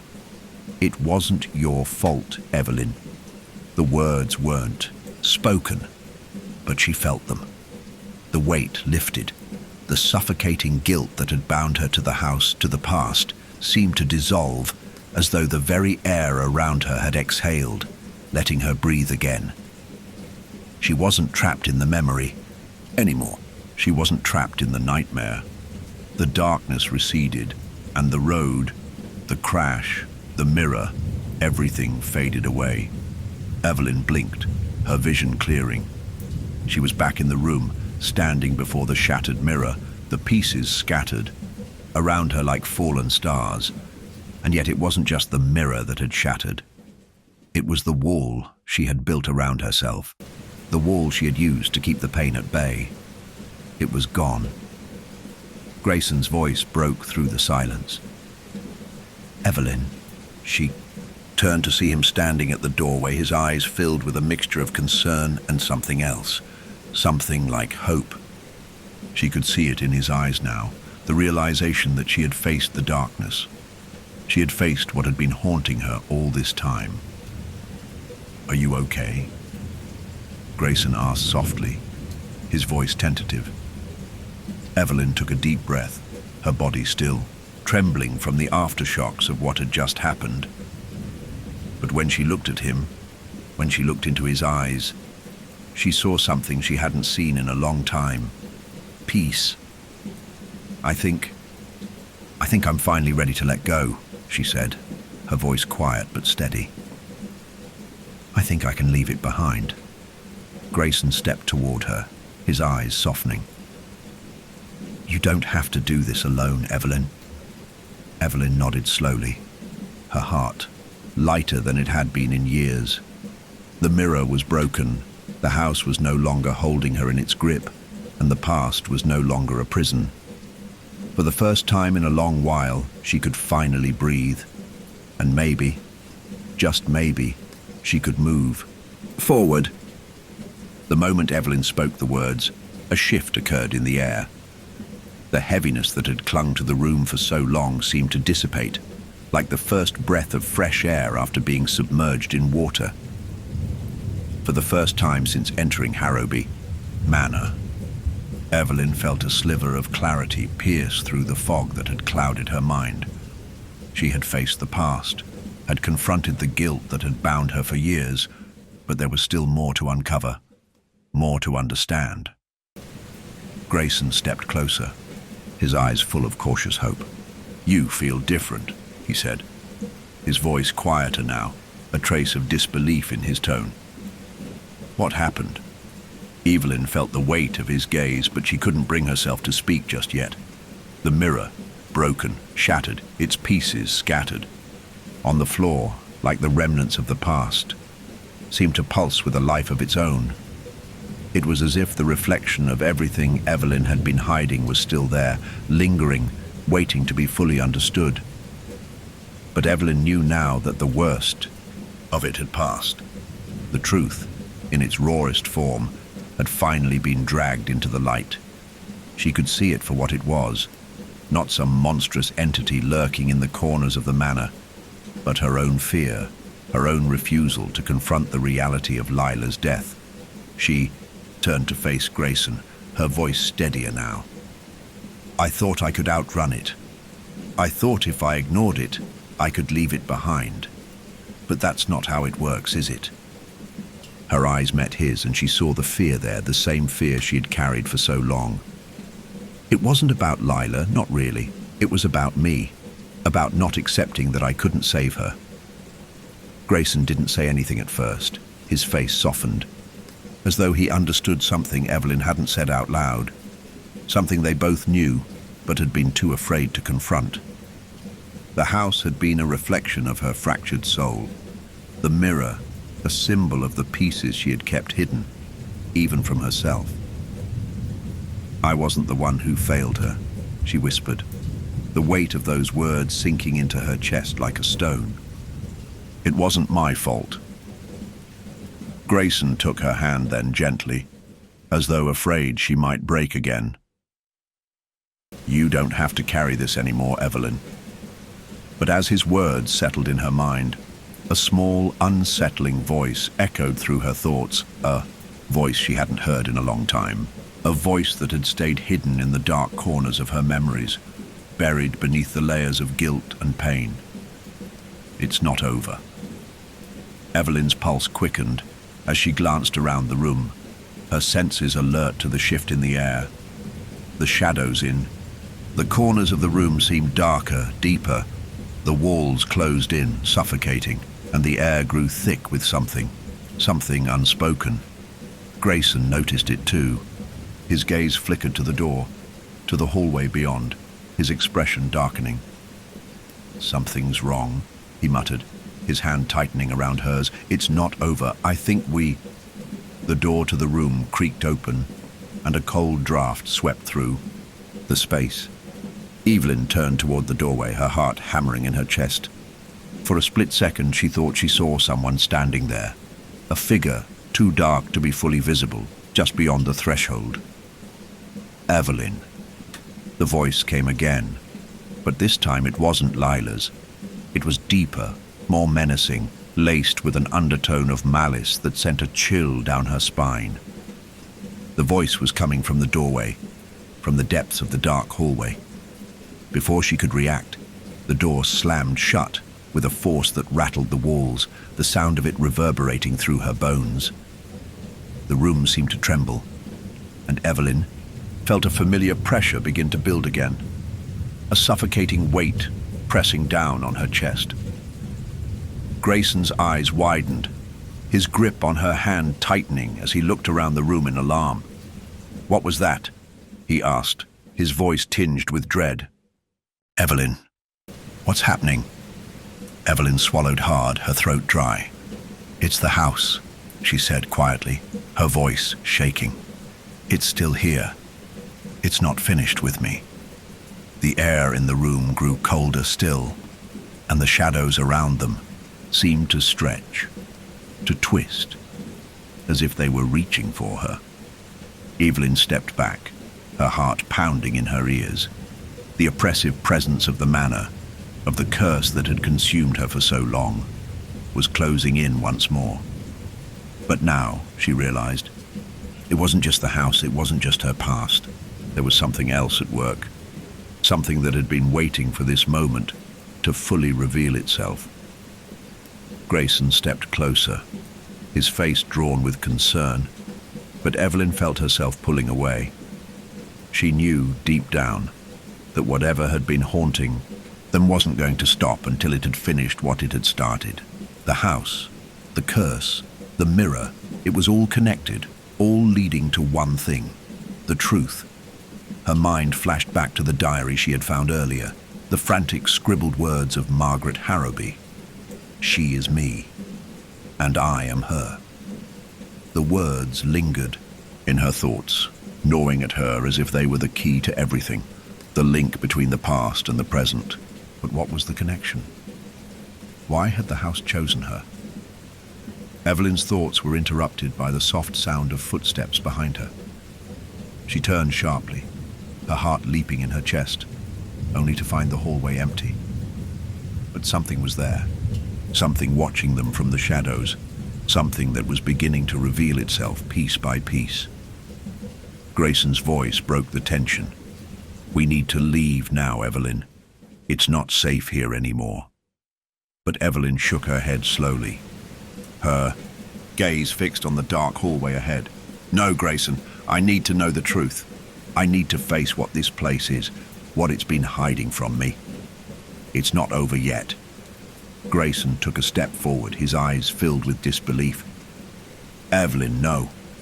You can't face this alone. Whatever's out there, whatever's trying to pull you in, it's not something you can fight. We need to leave, now." But as he reached for her, a voice, distant but unmistakable, cut through the air. "You can't leave, Evelyn. You're already ours." The voice wasn't Grayson's, it wasn't Lila's. It was deeper, darker, a voice that seemed to seep from the walls themselves, from the very bones of the manor. Evelyn's blood ran cold, and then, in the dim light of the hallway, the shadows shifted. They took shape. They formed into a figure, tall, dark, its face hidden beneath a hood of darkness.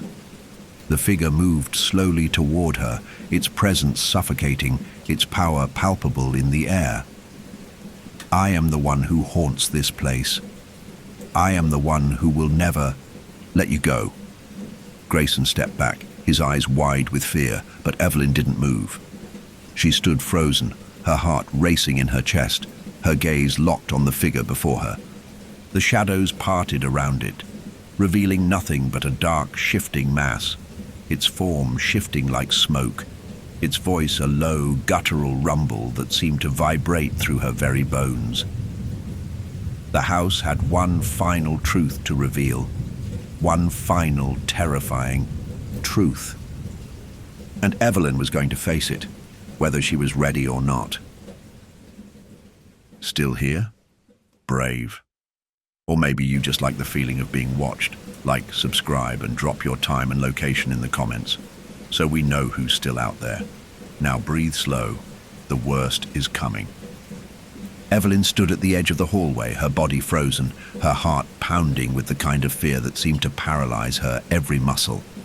The figure before her, dark and formless, a shadow stretching out like a darkened fog, moved with slow, deliberate steps, its presence suffocating.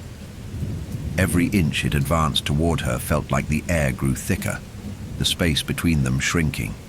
But at the same time, she felt as though she were falling into some deep, vast chasm where there would be no return.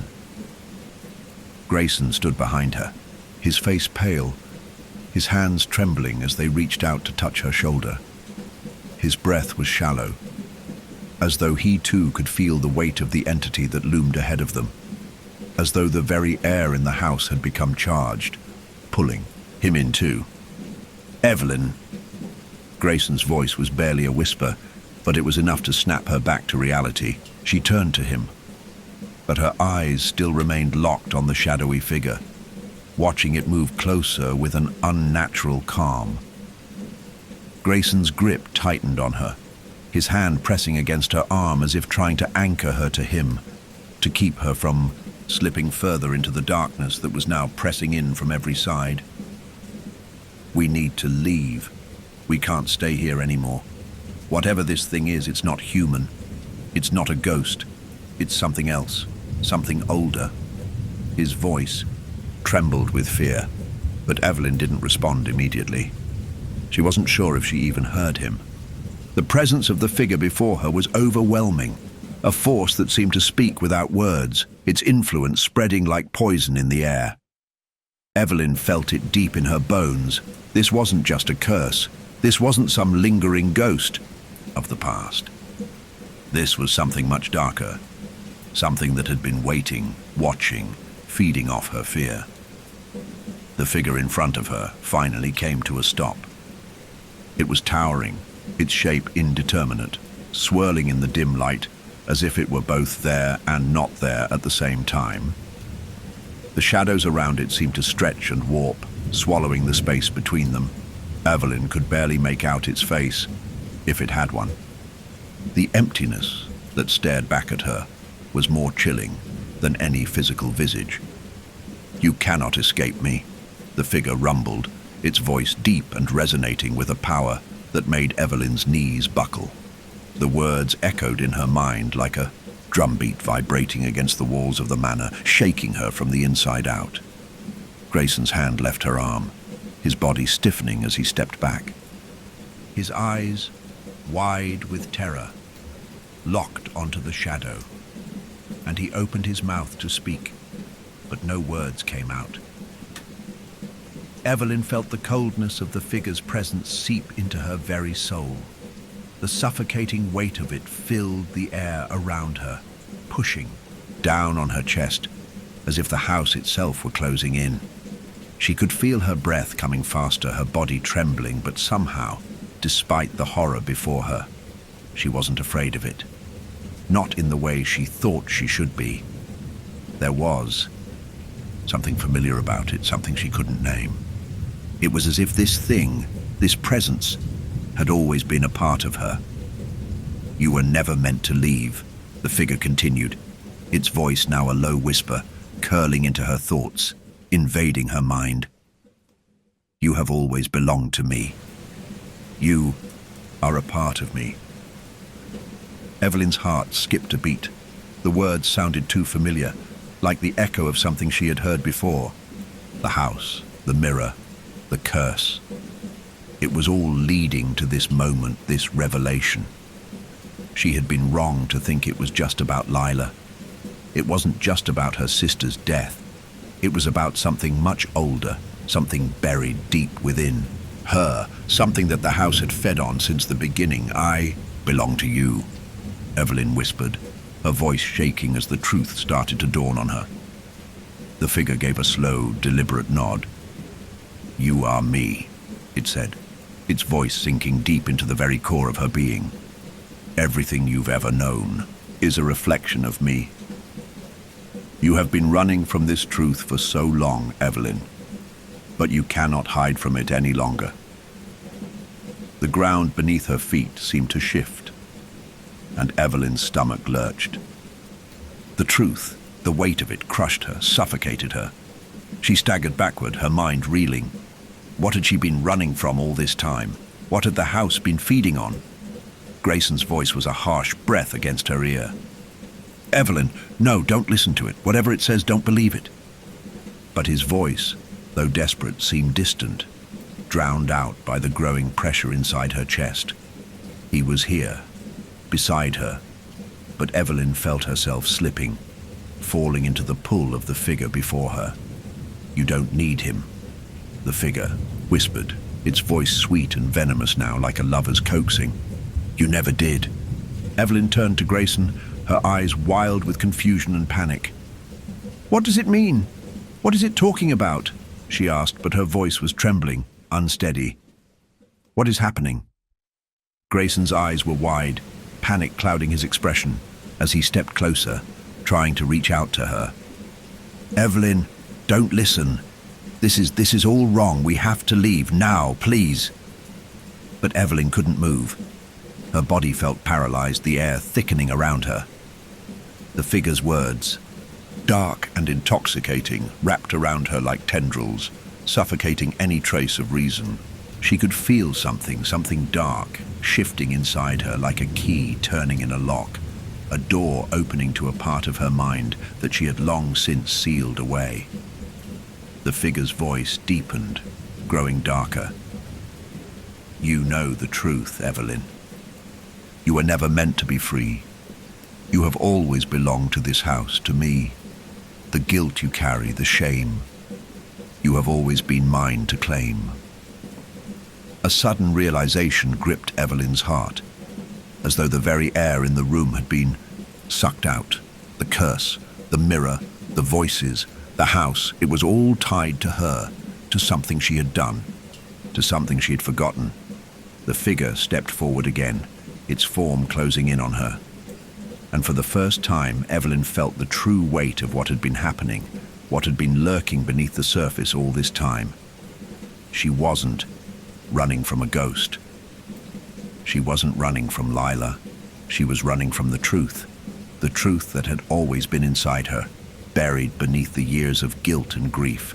The house had been feeding on her guilt, on her soul. She had carried it inside her for years, hidden away, and now it had come to claim her. She reached out, her hands trembling as she grabbed Grayson's arm.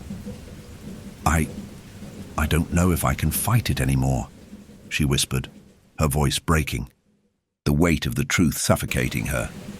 Grayson's eyes softened, but there was a deep sorrow in them now. "You don't have to fight it alone, Evelyn. We can face this together." But the figure, standing before them now, let out a chilling laugh that seemed to shake the very foundations of the manor. "You cannot fight me, Evelyn. I am you. And you are me." Evelyn's breath caught in her throat as the world around her began to darken, the shadows pressing in from every corner. And the truth, the horrible, terrible truth, finally became clear. And in that moment, she understood. She had been a prisoner of herself all along. Evelyn could feel the coldness crawling up her spine, spreading through her body like ice. The figure before her had become an insurmountable weight in the room, pressing down on her chest with a force she couldn't escape. The shadows, once mere specters in the corners of the room, now seemed to come alive, creeping toward her, curling around her feet, wrapping around her legs. The air grew thick, suffocating, and the floor beneath her felt as if it had turned to quicksand. Grayson stood by her side, his hand still gripping her arm, his face full of fear. But there was something else in his eyes now, something close to resignation. As though, despite his attempts to pull her from the grip of this place, he was starting to see what she had been hiding from him, what the house had been hiding from them both. The figure, tall, dark, its features hidden beneath a shroud of darkness, stood only a few feet away, its presence overwhelming, an oppressive weight that bore down on Evelyn's chest. It was speaking again, its voice deep and resonant, wrapping itself around her like a serpent, tightening its grip. "I am not the past, Evelyn," the figure rumbled, its voice soft, but with an undeniable edge of malice. "I am not the mirror.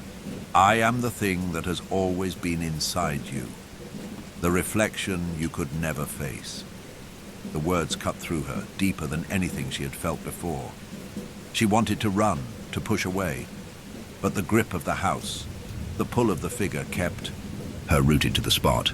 She could feel herself sinking, her feet slipping further into the darkness, the room fading into a swirling void that consumed everything in its path. Grayson's voice broke through the growing silence, sharp and frantic. "Evelyn, don't. Listen, whatever this is, it's trying to break you down. You have to fight it. Fight it with me, please." But Evelyn could barely hear him. The darkness that had been surrounding her, that had been feeding off her guilt and fear, was consuming her mind, drowning out everything else. She could feel her own reflection flicker in her peripheral vision, the broken pieces of the mirror scattered across the floor, reflecting the same haunting, twisted image of herself, the image she had been running from for so long. "You have always belonged to me, Evelyn," the figure continued, its voice lowering to a soft, poisonous whisper. "You have carried this burden your entire life. The guilt, the shame. You never forgave yourself. You never let yourself go." Evelyn's breath caught in her throat. The guilt, the shame. She had buried it, locked it away so deep that even she had forgotten how much it had been eating away at her, slowly but surely. The crash, Lila's death, the way she had felt powerless, those were just fragments. But this was the truth she had been denying. The figure's words were no longer just a threat. They were a revelation. A truth Evelyn had known, but never fully understood. I didn't mean to," she whispered, her voice trembling, her hands clenched tightly by her sides. She was shaking now, not from fear, but from the sheer weight of the memories, the raw, unprocessed pain that had been buried for so long. "I couldn't save her." The figure stepped closer, its presence overwhelming, as though it were now standing inside her very thoughts, every word it spoke carving deeper into her consciousness. "You are her, Evelyn. You failed her, and you have been running from the truth for years, hiding, pretending it didn't matter." "No," she gasped, taking a step back, but the shadows shifted with her, like they were controlling her every movement. "I didn't. I couldn't. I tried." The figure reached out then, its hand emerging from the shadows, fingers long and clawed, but there was something deeply familiar about it, something that felt like the reflection of herself. Her heart stuttered, and a flash of memory struck her, the feeling of something inside her, something she could never escape, something that had always been with her. And then, the figure's hand touched her shoulder. A jolt of cold shot through. Her entire body, sharper than ice, more painful than anything she had ever felt. She gasped. Her breath caught in her chest as the sensation of being pulled, no, swallowed, came rushing over her. The mirror that had been shattered earlier no longer felt like just a broken object. It was a doorway, and the shards scattered. Across the room had become the jagged edges of the gate to something far darker. "You are nothing without me," the figure whispered, its voice now inside her, sinking deep into her mind, pressing against her memories, forcing them to surface. You were always meant to be part of me, just like Lila. You will never escape me, Evelyn. Not as long as you breathe. Evelyn tried to scream, but no sound came. Her mouth opened, but it felt like her voice had been stolen from her, trapped somewhere deep inside. Her vision began to blur, the room spinning as if the very air around her was collapsing, the edges of the space folding in on themselves.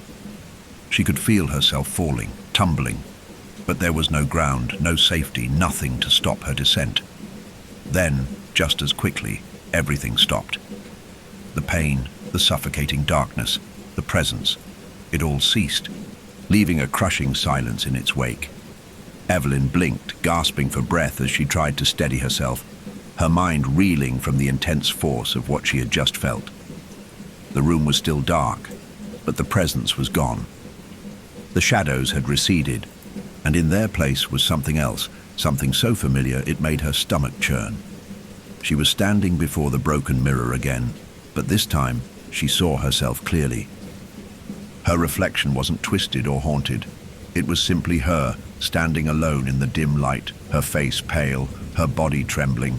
But for the first time in years, for the first time ever, she saw herself clearly. Her breath caught in her throat as she realized that the reflection was the truth. She had been avoiding it for so long, running from it, but now it was all laid bare before her. She was the one who had failed herself. Her body, still trembling from the depths of the darkness, felt lighter now, as though the weight of the past was no longer crushing her. She had been caught in the cycle of guilt and pain for so long, but now, the reflection staring back at her wasn't the broken, haunted version of herself she had carried for years. It was the truth, the unbroken truth. And in that moment, Evelyn understood. The house, the mirror, the figure. They had been trying to show her one thing all along. She had to face herself. With a shaky breath, she turned away from the mirror. Grayson was still standing there, his face pale, his eyes filled with fear, but also something else. Understanding. "Are you all right?" he asked quietly, his voice hesitant. Evelyn nodded, but it wasn't just a simple gesture. It was a step toward something new, something free from the weight of her past.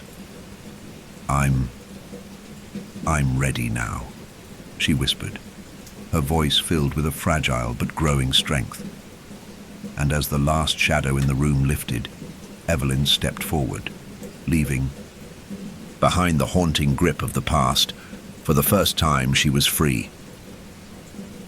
Evelyn could feel her heart beating in her chest like a drum, each thud a reminder of how far she had come. The house, once so suffocating, no longer seemed to hold the same power over her. The truth, raw and painful as it was, had set something in motion inside her. The darkness that had kept her bound, trapped in a cycle of guilt and shame, was finally starting to recede. The reflection in the mirror had been the last hurdle, the final shackle that had kept her tethered to a past that could never be undone. But even as the weight of her own truth lifted, she knew there was still more to confront. The house wasn't done with her. Not yet. The shadow that had haunted her steps, the dark figure that had whispered to her from the depths of the mirror, it was still out there, still lurking in the corners of her mind. She turned toward Grayson, who was still standing by her side, his face filled with cautious hope. He had been with her through every twist and turn, supporting her when she couldn't even support herself. He had tried to pull her from the darkness, but it wasn't until she had faced the truth alone that she felt a flicker of real hope. The dark figure might have fed off her guilt, but it was her own fear that had given it strength. And now, as much as she wanted to believe the house was finished with her, Evelyn knew the fight wasn't over. "There's still something in this house," she said softly, her voice steady, but filled with a quiet dread. "Something we haven't faced yet." Grayson's eyes flickered with concern, but he didn't say anything immediately. He simply nodded, his expression tight as he glanced toward the shadowed hallway. It was as if he too could feel the weight of the unseen presence still hanging in the air. Evelyn stepped forward, her gaze lingering on the broken remnants of the mirror that still lay scattered on the floor. The glass was shattered, the pieces sharp and jagged, reflecting the dim light in eerie patterns. The house, she realized, had been built on fractures, on things broken and left behind. The mirror had been a door, a window into her own fractured soul. And now, even though it was destroyed, it still seemed to hold something of that power. She couldn't help but wonder if there was more to the story, more hidden deep within the walls of Harrowby Manor. The house had called to her, pulling her here, forcing her to confront everything she had buried. And now, it was asking for something more. Grayson's voice pulled her from her thoughts. "What do we do now?" he asked, his voice laced with a quiet fear. "Where do we go from here?" Evelyn's gaze moved to the darkened hallway ahead. Her fingers curled around the fabric of her jacket as she took a deep breath, pushing the remnants of the nightmare from her mind. She wasn't afraid anymore, not in the same way, but she knew she couldn't leave without facing what had been left unsaid, without confronting what still lingered in the shadows. "We go through the door," she said softly, almost to herself. Her eyes locked with Grayson's, a sense of resolve growing in her chest. "There's a door at the end of the hallway. It's the last one we haven't opened. Whatever is left, whatever the house is hiding, it's behind that door." Grayson stared at her for a long moment, his brow furrowed. She could see the hesitation in his eyes, the concern that still lingered. But there was also something else, a quiet acceptance. He had seen what she had seen, had felt the same pull that had drawn her here, and now, even though the house had already taken so much, it was still demanding more from them. He nodded slowly. "Then let's do it," Grayson said, his voice steady. "Whatever it is, we'll face it together." Evelyn's heart skipped a beat at the sound of his words. There was no turning back now. Whatever the house had left to show them, they would face it. Together. They moved toward the hallway, the sound of their footsteps muted in the stillness of the house. The walls seemed to close in around them, the oppressive atmosphere thickening as they walked. The air was colder now, as though the house itself were holding its breath, waiting for them to make their move. The hallway stretched out before them, the darkness at the end of it beckoning them forward. Evelyn's pulse quickened as they approached the door, and she couldn't help but feel a sense of unease rise within her. The door was old, its wood weathered, its edges worn by time. But it was the silence around it that unsettled her the most. There was no creak of the floorboards, no sound from the wind outside. It was as if the house had gone still, waiting for them to make the next move. Grayson reached out and placed a hand on the doorknob, his fingers curling around it with a sense of finality. He looked at Evelyn one last time, as if searching for some kind of reassurance. She gave him a small nod, her breath steady despite the pounding of her heart. And then, with a slow, deliberate turn, Grayson opened the door. The room beyond was dimly lit, the light flickering as though it were struggling to stay alive. The walls were lined with dusty shelves, but they were unlike any room Evelyn had seen before. The air smelled old, moldy, damp, as though it had been sealed off from the rest of the house for decades. But the most unsettling part of the room wasn't the books or the shelves. It was the large, ornate mirror that stood against the far wall.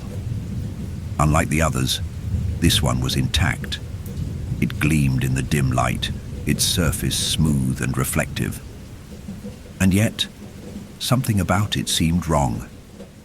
Evelyn stepped forward, her feet moving before she could fully process the danger that still lurked. The mirror seemed to beckon her, its surface glowing with an eerie light. As she got closer, she could see the faint outline of someone standing inside it, someone familiar. She stopped just inches from the mirror, her breath shallow as she stared at the reflection, and then it hit her. It was her, but it wasn't the version of herself she had seen in the broken shards before. This was different. The figure inside the mirror was smiling, but it wasn't a smile of comfort or reassurance. It was cold, detached. It was the same face, the same eyes, but there was something in the expression that felt off, something in the posture that made Evelyn's skin crawl. She stepped back, heart pounding in her chest. "Grayson," she whispered, her voice hoarse with the sudden realization. The reflection of her inside the mirror did not move. It stood still, unblinking, as though waiting for her. But something shifted. The figure in the mirror took a step forward, its eyes dark and empty, its smile widening unnaturally, and then its hand pressed against the glass. "It's time to finish this, Evelyn." Evelyn's heart thundered in her chest as the figure in the mirror, the reflection of herself, pressed its hand against the glass. It was as if the world around her had gone silent, the air thick and heavy with the weight of the moment. Her legs felt weak beneath her, as if the very ground was sinking away, leaving her with nothing but the chilling presence of the mirror. The reflection smiled again, but it wasn't the smile of a comforting, familiar face. No, this smile was hollow, jagged and empty, stretched in a way that made Evelyn's blood run cold. Her own eyes stared back at her, dark and distant, as if she were looking at a version of herself that was lost, abandoned by everything she had fought for. "Finish this," she whispered under her breath, her voice strained, almost breathless. "What do you mean?" The figure inside the mirror did not respond with words. Instead, it stepped closer, and Evelyn could see the shift in the same reflection. The glass bending and warping as if the mirror itself were alive, breathing, twisting. She staggered back, a cold sweat breaking out along her spine. She tried to look away, to pull herself from the mirror's grasp, but the pull was unbearable. The figure seemed to beckon to her, a silent, unnerving invitation. Grayson stepped forward then, his presence a sharp contrast to the growing darkness in the room. "Evelyn, we need to leave. Now. This isn't real.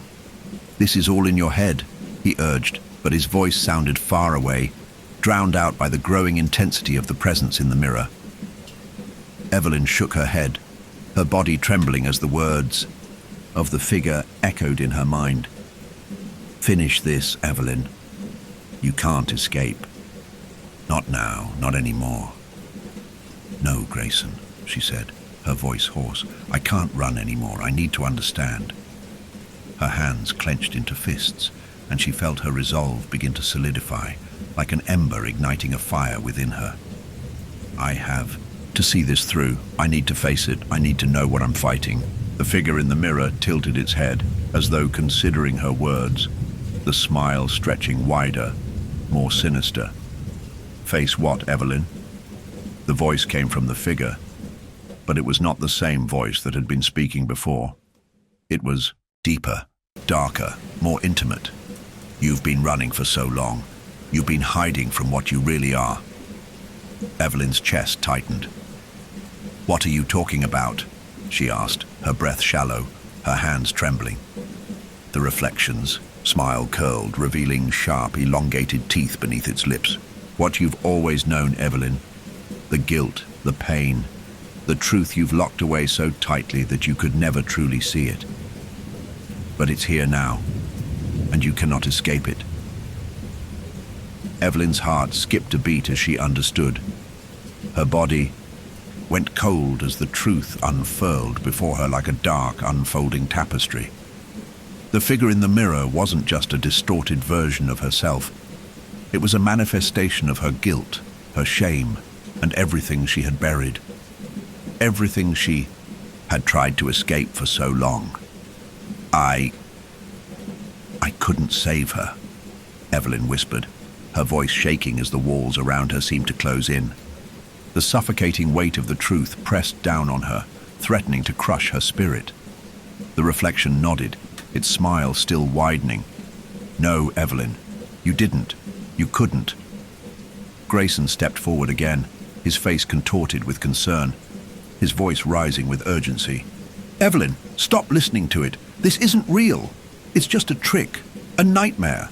But Evelyn couldn't move. She was trapped in the mirror's grip, caught in the reflection of everything she had been hiding from. She could feel the weight of it, the pressure, the darkness that had been slowly consuming her for years. I'm sorry, she whispered, her voice barely audible as tears welled in her eyes. I'm so sorry, Lila. I couldn't save you. I couldn't protect you, and I failed. The figure inside the mirror stepped forward again, its hand pressing firmly against the glass. The surface rippled, and Evelyn felt the air shift, felt something dark stirring beneath the glass. The figure didn't just stare at her anymore. It reached for her, its fingers moving through the glass like tendrils of smoke, drawing closer, beckoning her into the depths. Come closer, Evelyn, it whispered. Embrace the truth. Accept what you've done. Evelyn's breath hitched, and her knees buckled beneath her. She fell to the ground, her head spinning as she struggled to breathe. The weight of the figure's presence, the suffocating realization, was too much. But it wasn't just the reflection. It was the house, the walls, the rooms, the very air itself. It had all been a reflection of her fractured mind. The house had been feeding off her guilt, her fear, her unresolved grief. She closed her eyes, trying to block out the figure, trying to push the voice from her head, but the truth continued to resonate within her. I did kill her, Evelyn whispered, her voice broken, defeated. The words felt like a weight on her chest, and she couldn't hold them in any longer. I let her die. The figure inside the mirror shifted, its form becoming clearer, its eyes wide, empty. Yes, Evelyn, it hissed. You did. A cold, sickening wave of despair washed over her, and Evelyn's body convulsed, the tears falling from her eyes as the truth tore through her like a storm. The reflection wasn't just about the crash. It was about her denial, her refusal to accept that she had been complicit in her sister's death, that she had been too weak, too broken to save her. Evelyn! Grayson shouted, his voice desperate, but it felt like he was a million miles away. Please, you're stronger than this. Don't let it consume you. But the reflection inside the mirror didn't stop.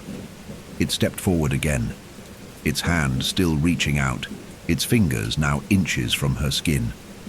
It was no longer the reflection of a figure. It was her own soul, distorted, torn apart by her own self-loathing. You cannot escape me, Evelyn, the reflection said, its voice a low, menacing growl. You've been running for too long. Grayson reached out, his hands desperate, as if trying to pull her away from the grasp of the mirror, but it was already too late. The house had taken its toll, and Evelyn could feel herself slipping into a place where the truth was no longer just a memory. It was a suffocating reality, and she could feel herself being swallowed whole by it. Her body trembled, and she gasped for air, her vision blurring as the figure's hand finally met her skin, cold and unyielding. She cried out, but the sound was muffled, swallowed by the oppressive silence of the manor. The truth is your punishment, Evelyn, the reflection whispered, its voice now low and distant, as though it were coming from the depths of her own soul. And you will carry it for as long as you breathe. Suddenly, the world seemed to collapse around her. The shadows, the figure, the mirror. All of it seemed to fold in on itself, pulling Evelyn into a vast, empty void. And in that void, Evelyn realized one thing. She wasn't just fighting the house, she was fighting herself. Evelyn's world was a blur of darkness and light, confusion and clarity. as if the very fabric of reality had been torn apart. She could no longer tell where the house ended and she began. The suffocating presence of the figure in the mirror, the shadow that had whispered her deepest fears, had consumed her thoughts completely. It wasn't just a manifestation of her guilt anymore. It was her reflection, her twisted self-loathing, and her deepest regrets, all woven together into something insidious, something far more powerful than she had ever imagined. The mirrors. Cold hand was still there, pulling at her, clawing at her very soul. Her body shook violently as she tried to pull away, but every step she took was met with resistance, like the walls of the house had become her prison, the weight of her own. Guilt a chain around her ankles. She couldn't escape. She couldn't move forward. The very air was suffocating her, and she felt herself being swallowed by it, slowly, inexorably.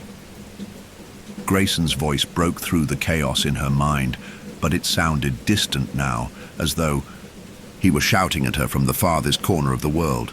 "Evelyn, look at me!" he cried, his voice filled with desperation. "You're not alone. You can fight this."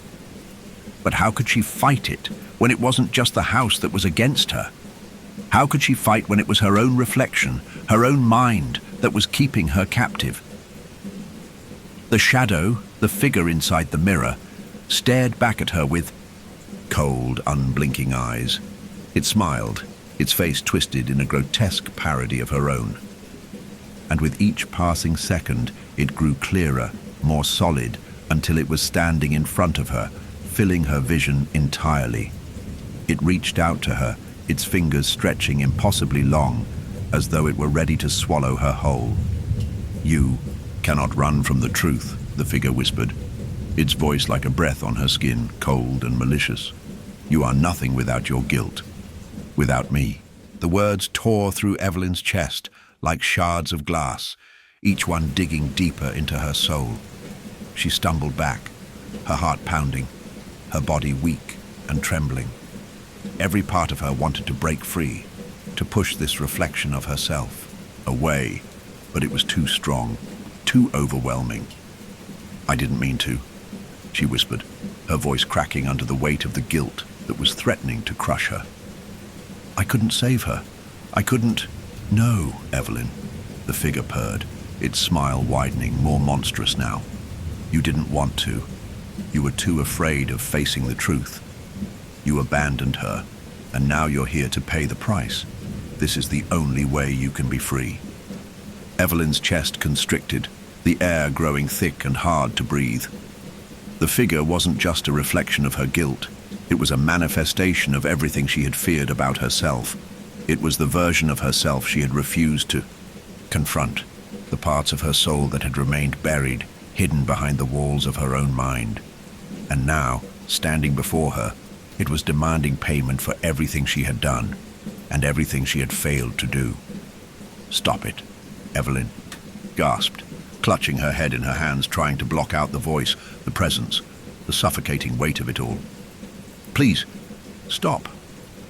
Grayson was still calling her name, but his voice sounded so distant now. He wasn't the one she needed. It wasn't his voice that could save her. It was her own.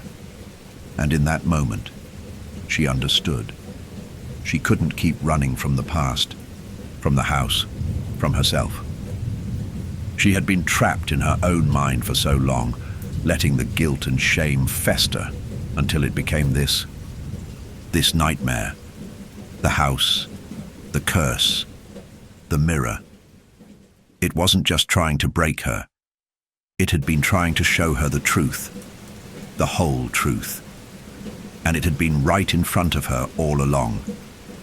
The figure in the mirror seemed to sense her shift, its smile curling into something even darker, more triumphant. "It's too late, Evelyn," it whispered. "You're already mine." But Evelyn wasn't listening anymore. She straightened, her breath still shaky, but her eyes sharp now. She wasn't going to let this thing, this reflection of everything she had feared about herself, control her. The house had fed on her guilt for long enough. It had shaped her, twisted her, but she had a choice now. She could stop letting it define her. "I am not you," Evelyn said, her voice quiet but firm. "I am not my guilt. I am not my failure. I will not be consumed by this." With every word, she felt something break free inside her. A weight, lifting from her chest, the oppressive pull of the house beginning to loosen. The figure in the mirror recoiled slightly, its expression faltering for the first time. "You can't escape me," it hissed, its voice cracking as though it were struggling to maintain control. "You belong to me. You are nothing without me." "No!" Evelyn replied, her voice stronger now, unwavering. She stepped closer to the mirror, her hands trembling but determined. "I am me. I am not this thing inside the glass. I am not my guilt. I am not my shame, and I won't let you have me anymore." The reflection in the mirror seemed to flicker, its form warping and twisting as though it were being torn apart by the force of her words. The darkness surrounding it writhed, but Evelyn stood her ground. She could feel the pull, the suffocating pressure of everything she had been running from, but it was no longer enough to hold her back. The house shook again, the walls groaning, the air pulsing with an almost palpable energy. And then, with a sudden, explosive force, the mirror cracked. The figure within it howled in anger, its form splintering into 1,000 jagged pieces, each fragment reflecting a different version of Evelyn, each one a piece of the guilt, the fear, the denial that had haunted her for so long. As the mirror shattered completely, the dark figure dissolved, its power evaporating into the air like smoke. The room was silent. The oppressive weight of the house seemed to lift, and for the first time, Evelyn felt as if she could breathe again. Grayson's voice broke the stillness. "Evelyn." His voice was filled with awe, but also concern. He reached out to her, but she took a step back, not because she didn't want him there, but because she needed a moment to process everything. The darkness had been banished, but she knew there was still more work to do. There was still the aftermath of everything she had faced. The pain, the guilt, the loss. But the house, for now, had been silenced. Evelyn took a deep breath and turned toward Grayson, her eyes finally meeting his. She smiled, but it was a small, fragile smile, a reflection of the peace she was beginning to feel, even though it was still new, still uncertain. "I'm not afraid anymore," she said, her voice steady, filled with a quiet strength. "It's done. I faced it." And for the first time she felt like she could move forward, not because the past was gone, but because she had finally accepted it, faced it, and let it go. The silence that settled over the house felt heavy, but in a way it was a relief. The walls that had once felt suffocating were now still, their dark whispers silenced by the shattering of the mirror, the final key that had locked Evelyn into the cycle of her own guilt. The house no longer felt like it was alive, pressing in on her with every step. It felt empty, hollow, but the relief came with its own weight. Evelyn stood in the middle of the room, surrounded by the broken shards of the mirror that had once reflected her deepest fears. Each jagged piece seemed to glint in the dim light, the cracks running through them like the fractures in her own soul. The air still felt charged, as if the house itself was exhaling after a long, exhausting breath. The darkness was gone, but something else lingered, an echo of everything that had transpired. Grayson stood a few steps away, his face soft with concern. But there was something else there now too, a trace of awe, of admiration. He had watched her face her worst fears, had seen her break free from the chains of her own mind, and he didn't know what to say. The battle she had fought was unlike anything he had ever known. It was a fight for her soul, for her very sense of self. "Evelyn," he began, his voice quiet but steady, "are you okay?" The question felt almost foreign, as though the words had been detached from any real meaning. How could she be okay? Could she be okay after everything she had just experienced? But even as she felt the weight of those years of guilt and shame lifting from her shoulders, she knew there was still so much to process, so much to confront. The mirror had been the final piece, but the truth, the full truth, was still there, buried deep within her. She had faced the darkness of the house, but now she had to face the aftermath, the lingering scars of the past that would take time to heal. "I don't know," she replied softly, her voice almost lost in the stillness of the room. "I'm not sure what okay even means anymore." Grayson nodded, his expression sympathetic, but Evelyn could see the uncertainty in his eyes too. He hadn't known the weight she had been carrying. He hadn't known how deeply she had buried the grief, the guilt. And now that it was all coming to the surface, it was more than she could process in a single breath. "I think we both need time," Grayson said quietly, his eyes never leaving hers.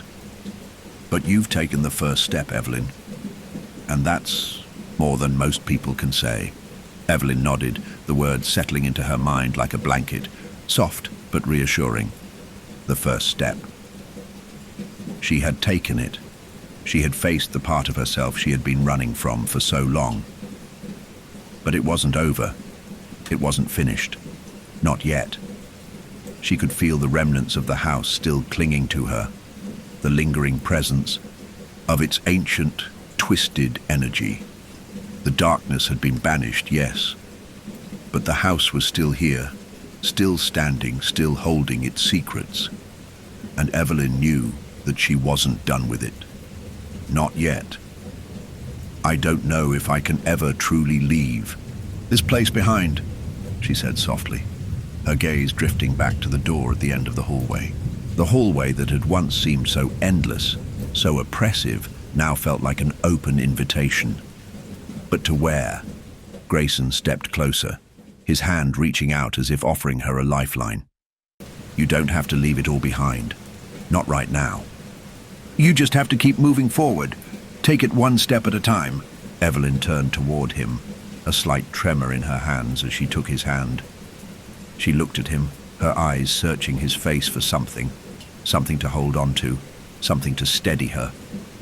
She had been running from herself for so long, from the past, from the guilt that had kept her trapped in this house. But now, the past was no longer her prison.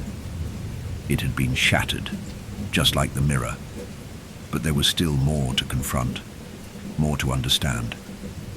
"I need to find out what this place is," she said, her voice steady, more certain now.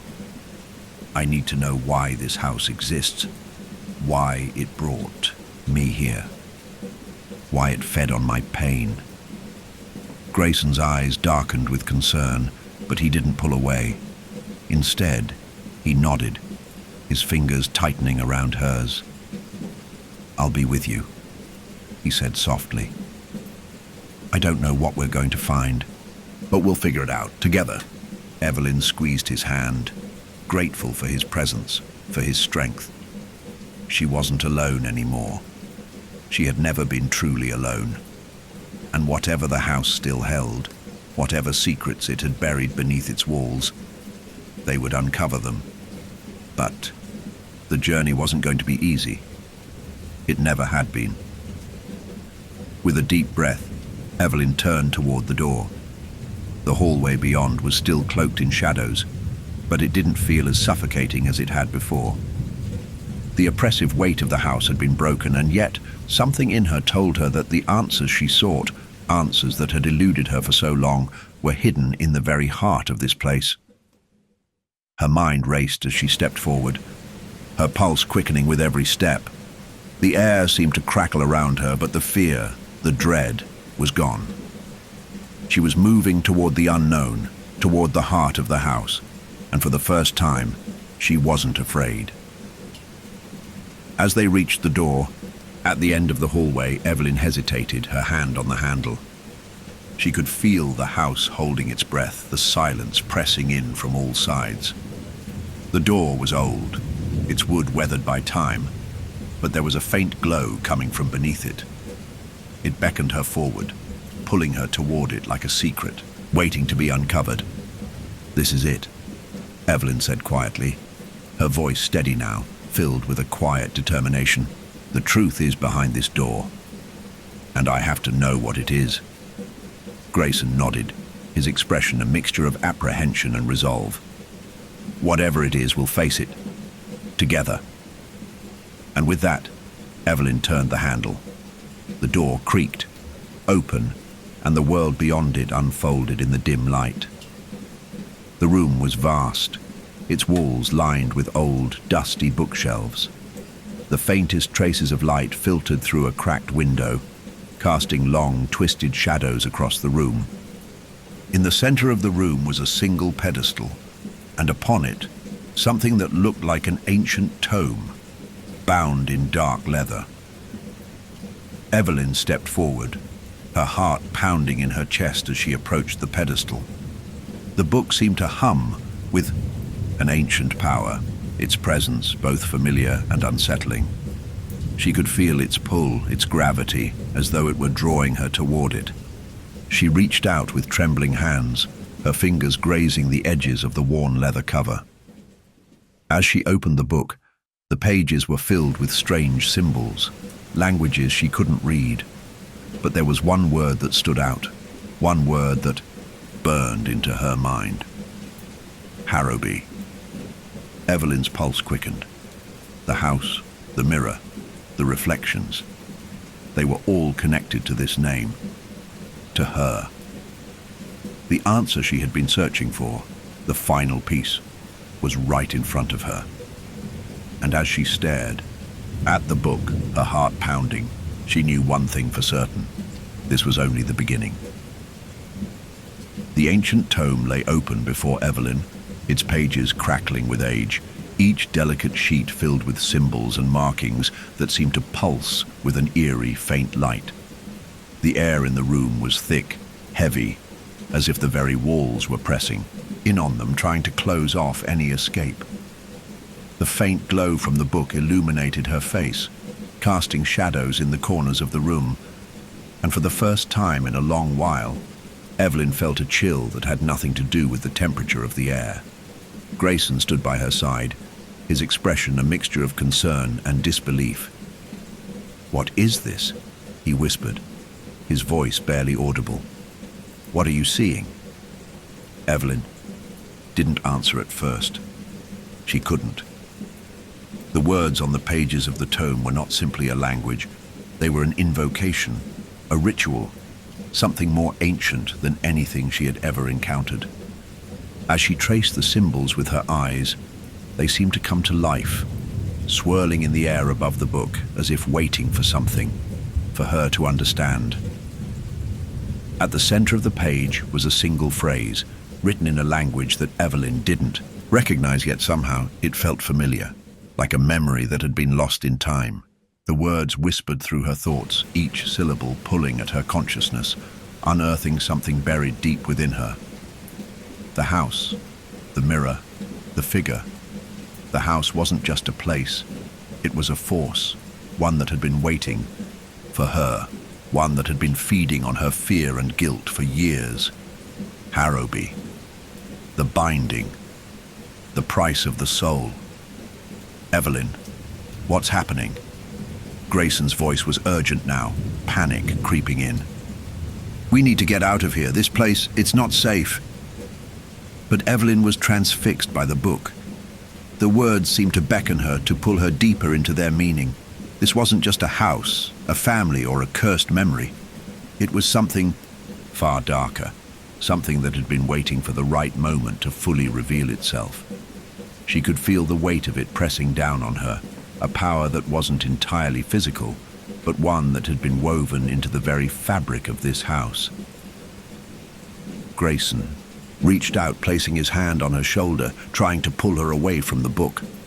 But Evelyn recoiled, her eyes wide with understanding, with a fear that was both personal and profound.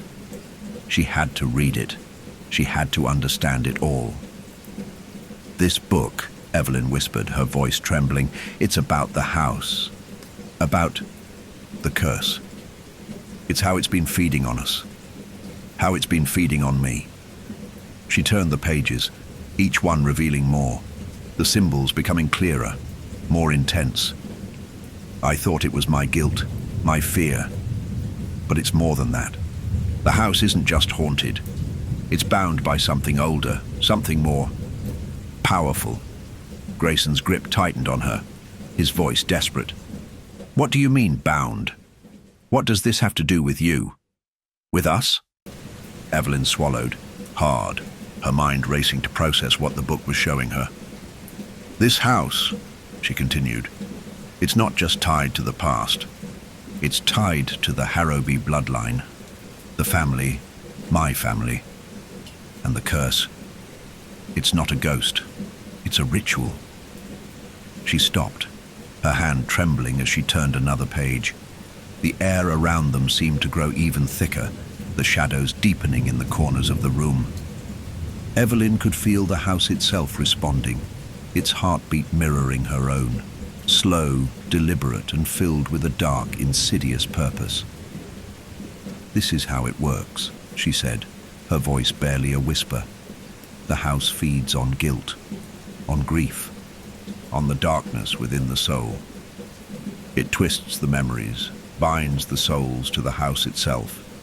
The family, the Harrowbys, they were the first ones to make this pact.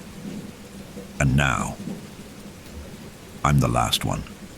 I'm the one who's been called to finish it, to complete it. Grayson stepped back, his face a mask of confusion and fear. You mean, you're saying you've been chosen to, what, sacrifice yourself? Complete some kind of ritual? Evelyn's heart clenched. Not sacrifice, she said, her voice cracking with the weight of it all, but it's about binding myself, binding my soul to the house, to the curse, in a way that it can't escape. The realization hit her like a thunderclap. She was the key. She wasn't just a victim of the curse. She had been born into it, into a legacy that had been waiting for her to fulfill it. She had been running from the house, from the truth, but in doing so, she had been feeding it, strengthening it, keeping it alive. The binding, she whispered again, her eyes locked on the words in the book. It's not about destroying the curse. It's about understanding it. The house doesn't want me to escape. It wants me to complete the ritual, to take my place. Grayson's face was pale, his eyes wide with horror as he stepped closer. No, you can't. You can't let it do this to you, Evelyn. But Evelyn didn't move. She couldn't. The pull of the book, of the house, was stronger now. She felt herself being drawn in, not just by the curse, but by the truth she had been so afraid to face. The house didn't just feed on fear, it fed on truths. It had been feeding on hers for years, and now it was time to confront it. To give the house what it wanted, to finally sever the bond she had carried for so long. I have to finish it, Grayson, she said quietly. I have to face what's left. I have to break the cycle. The book shimmered in front of her, and the words blurred, becoming more distorted as the ritual began to take shape in her mind. She could hear the soft whispers of the house again, this time clearer, more insistent. They weren't just voices. They were memories, promises of something that had been waiting for centuries. You will complete it, Evelyn. The house seemed to murmur, as if it had always known she would be the one to fulfill the curse. You are the last of the Harrowbys. You are the one who will give everything, so that we may begin again. Her chest tightened as she understood the true cost of this ritual. It wasn't about her soul, it was about her identity. To bind herself to the house, to finish the ritual, meant sacrificing the part of herself that had been free of it. Her name, her history, her future, all of it would be swallowed by the house, bound to it forever, until the curse began its cycle, again with another. But as the weight of the truth pressed down on her, something within her shifted. She had faced the darkest part of herself. She had seen the guilt, the terror, the things she had tried so desperately to ignore. And now, in the face of this impossible choice, she knew what she had to do. She wasn't going to give the house what it wanted. She wasn't going to let it define her. "Not anymore. I won't do it," Evelyn said, her voice steady, a fierce resolve growing within her. "I won't let this happen. I won't let it feed on me anymore. This ends now." But as the words left her lips, the air in the room shifted, thickening again, the house's power swirling around her like a storm. She could feel it pushing against her, resisting her, trying to force her back into the fold. Grayson stepped closer to her, his hand reaching out. "Evelyn," he said, his voice thick with emotion, "you don't have to do this alone. We can fight it. We can find another way." But the house wasn't listening. It never had. As the ritual began to unfold before her, Evelyn knew one thing. With certainty, the house had been waiting for her to make this choice, and now the battle was about to begin. The walls of Harrowby Manor seemed to pulse around Evelyn, vibrating with an energy that was both ancient and malevolent. The air was thick with the scent of dust and decay, but it was also heavy with something else, something darker. The book lay open before her, its words beginning to shimmer and shift, the symbols and lines twisting in unnatural patterns, as if they were alive, responding to her every thought, her every fear. Evelyn could feel the pull of it, the house pulling her in with a force she could no longer deny. The ritual was no longer something she could control. It was unfolding around her, within her, as though the house had known this would happen, had prepared for it all along. The power of the curse had been building, feeding on her guilt, on her grief, and now it was demanding its due. She looked at Grayson, his face full of fear, but also something else, something like determination, though it was clear he was afraid for her, afraid of what this place was doing to her. He stepped closer, his hand reaching out to hers, but Evelyn pulled away, stepping toward the book. "I don't know if I can stop it," she whispered, her voice hoarse. "The house, it's part of me now. I've been running from this for so long, and now it wants me to finish it." Grayson's eyes were wide with fear, but there was something in them that seemed to drive him forward. "Evelyn, don't let it control you. You're stronger than this. You are more than this house, more than its curse." But Evelyn's heart was heavy, and she could feel it, the pull of the house. She had always known there was something about her connection to Harrowby Manor, but it wasn't just about her family or the legacy she had inherited. It was something deeper, older. The house itself was a parasite, feeding on the fear and guilt of generations. It had shaped her life, had made her believe she could never escape. And now it was trying to pull her back into its grasp. "I've been bound to this place for so long," Evelyn said quietly, her voice thick with sorrow. "Even when I wasn't here, I felt it. I thought I was running away, but this house, this curse, has been with me every step of the way." The room around them seemed to grow darker, the shadows deepening, twisting, becoming almost alive. The power of the ritual was beginning to take form. The floor beneath them vibrated, and Evelyn felt a surge of cold, icy air rush through the room enveloping her, as if the house itself were holding its breath, waiting for her to make the final move. The tome in front of her seemed to pulse with a dark, ancient energy. The words shimmered, then began to form into an incantation, an invocation of something she didn't fully understand, but she could feel the weight of it, the gravity of the choice that was being laid before her. "The binding is complete," the book whispered, though the words didn't come from the pages. They came from the house itself, from the very walls that had witnessed centuries of darkness. "The bloodline will remain. The curse shall continue." Evelyn's stomach turned, and she took a step back, her hand gripping the edge of the book. Her heart pounded as she looked at the words, knowing they were not just an invocation. They were a command that would bind her soul to the house, to the curse, forever. But something in her, something deep and buried, flickered to life. She had been running from this for too long, afraid of facing the truth. But now, standing in the very heart of Harrowby Manor, with the ritual unfolding around her, she realized one thing. She could not let this happen. She would not let this happen. She glanced at Grayson, who stood frozen, his face pale, his hand still outstretched toward her. His eyes were filled with a mix of fear and desperation. But there was something else there, something that made her breath catch. He wasn't just trying to save her from the house. He was trying to save her from herself. "I'm not the person I was when I came here," Evelyn said, her voice stronger now, her grip tightening on the book. "And I'm not going to be the person the house wants me to be. I don't care what it demands.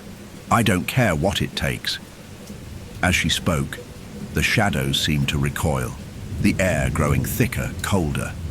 It was as if the house was trying to crush her words, to silence her. But Evelyn didn't stop. She stepped forward, her hands shaking but her resolve growing stronger with each step. "No," she said louder this time. "No more. I won't belong to this place. I won't let it define me." The ground beneath her feet shook violently, and the room seemed to warp, as if the very space itself was bending to the will of the curse. The house responded to her defiance, its power rippling outward, the shadows gathering like a storm on the horizon. But Evelyn stood her ground. "I reject the binding," she said, her voice ringing through the room. "I reject the curse, the house, the bloodline. I am not a part of this. I will not be bound by it anymore." The air seemed to crackle with an electric charge, the walls groaning, as if the house itself were in pain. Evelyn could feel the power building within her, the energy of the house pushing back against her. But she pushed harder, forcing the words to escape, forcing herself to stand tall. And then, as if the very air had been split in two, the house howled. A force like a tidal wave crashed through the room. The book in front of her flipped its pages violently, and the shadows around her swirled into a dark vortex. The floor beneath her feet cracked, splintering into jagged pieces. The house screamed, its walls shaking with fury, its foundations crumbling. But Evelyn stood firm. "I am not yours," she shouted.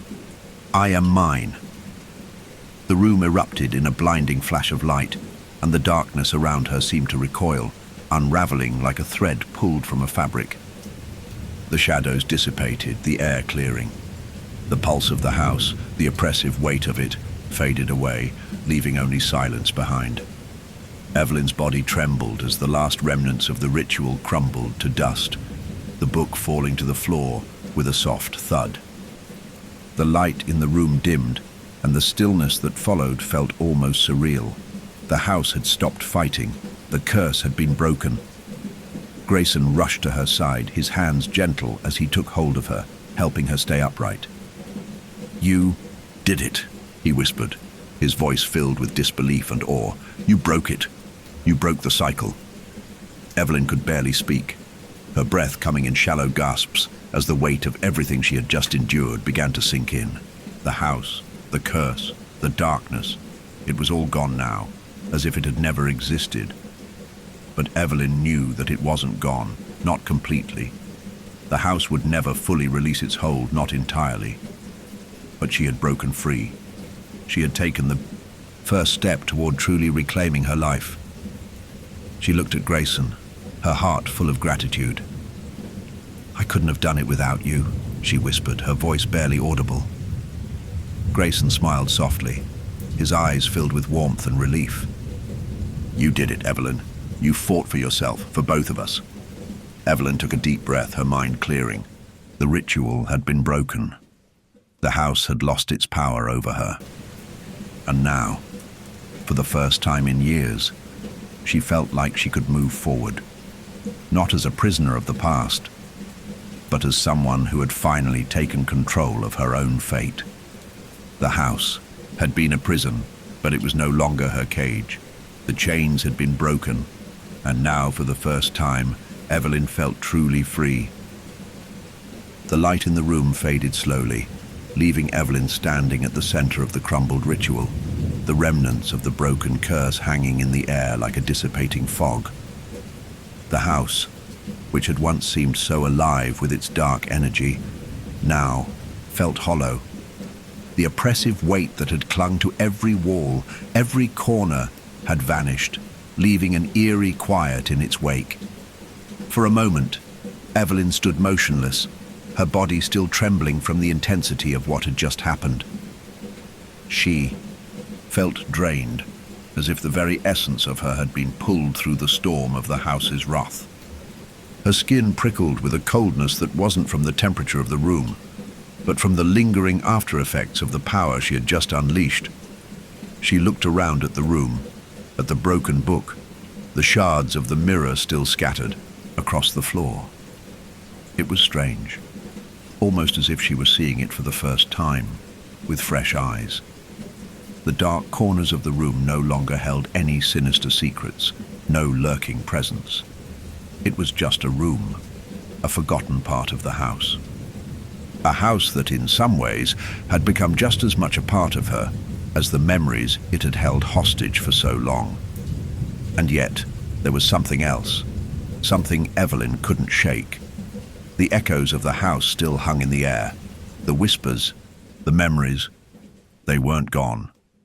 They were just quiet now, waiting, watching. The house had given her the illusion of freedom, but it hadn't let go completely. She knew it would never be entirely gone. It would always live in the spaces, between moments, in the dark recesses of her thoughts. The past could never truly be erased. It could only be faced, and then somehow lived with. Grayson's voice broke through the silence, soft but full of concern. "Evelyn," he said, his hand on her shoulder. "We did it. You did it. You broke the cycle." Evelyn nodded slowly, but the words felt hollow to her now. Breaking the cycle wasn't enough. She had confronted the house, but there were still pieces of the past she hadn't looked at, memories she hadn't fully faced. The real battle wasn't over. Not yet.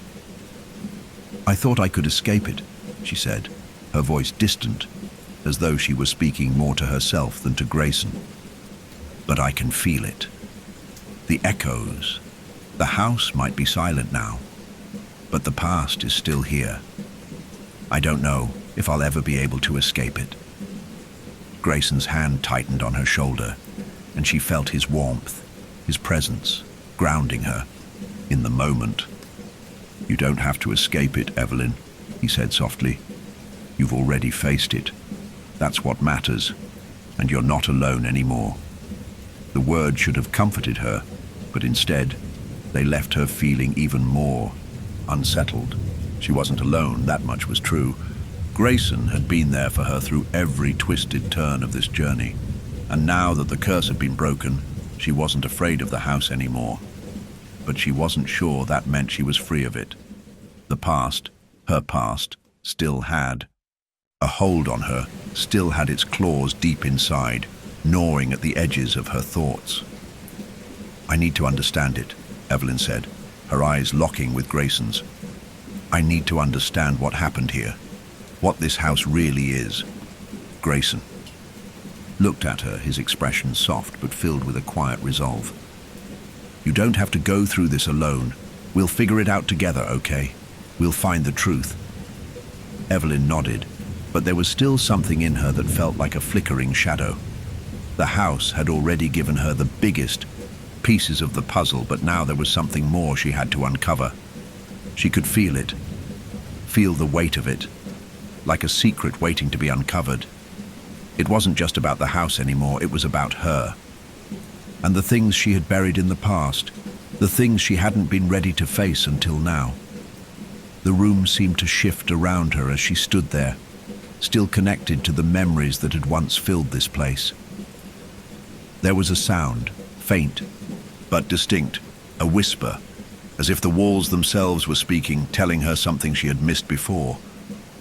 Grayson didn't seem to hear it, but Evelyn's eyes widened, her breath catching in her throat. The air seemed to thrum with energy again, like the house was drawing her in, trying to speak to her.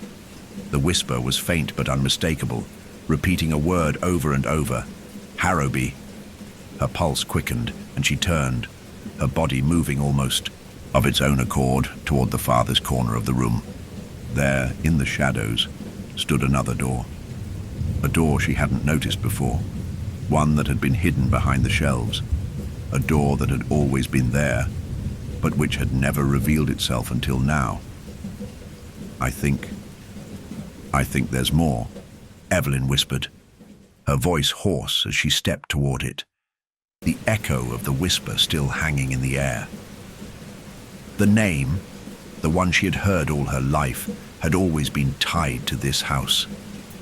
And now, it felt as if it was calling her, pulling her toward this final part of the house she had never seen. Grayson followed her, his footsteps light but steady. "You don't have to do this, Evelyn," he said softly, his voice filled with a quiet warning. "We've broken the curse. You don't need to go any deeper." But Evelyn stopped just before the door, her hand hovering over the doorknob. She could feel it, the draw, the compulsion. Whatever was on the other side of that door had always been there, a part of the house that had never been uncovered, the last secret, the final truth that had been hidden from her. She needed to know what it was. She needed to see it through. "No, Grayson," she said, her voice steady, though her heart was racing. "I have to do this. I have to face it all. Not just the curse, but the legacy of this place, the truth about who I am and why I'm here." Grayson didn't argue. He stood behind her, his presence a constant reassurance, but she could feel the tension in his posture. He didn't want her to go through this alone, but he understood, perhaps more than anyone, that this was something only she could face. Evelyn turned the doorknob, the cold metal biting into her palm as she pushed the door open. What lay beyond it was not another room, but a small, hidden hallway. Its walls lined with ancient portraits, the faces staring down at her like silent witnesses to the past. At the end of the hall was another door, even older than the one she had just opened. The wood was cracked, the paint chipped and peeling away, as though it had been untouched for decades. She took a step forward, her breath shallow, her pulse quickening as she reached for the second door. Something was pulling her toward it, something that felt like a culmination of everything she had endured. She didn't know what would be waiting on the other side, but she was ready. She had to be.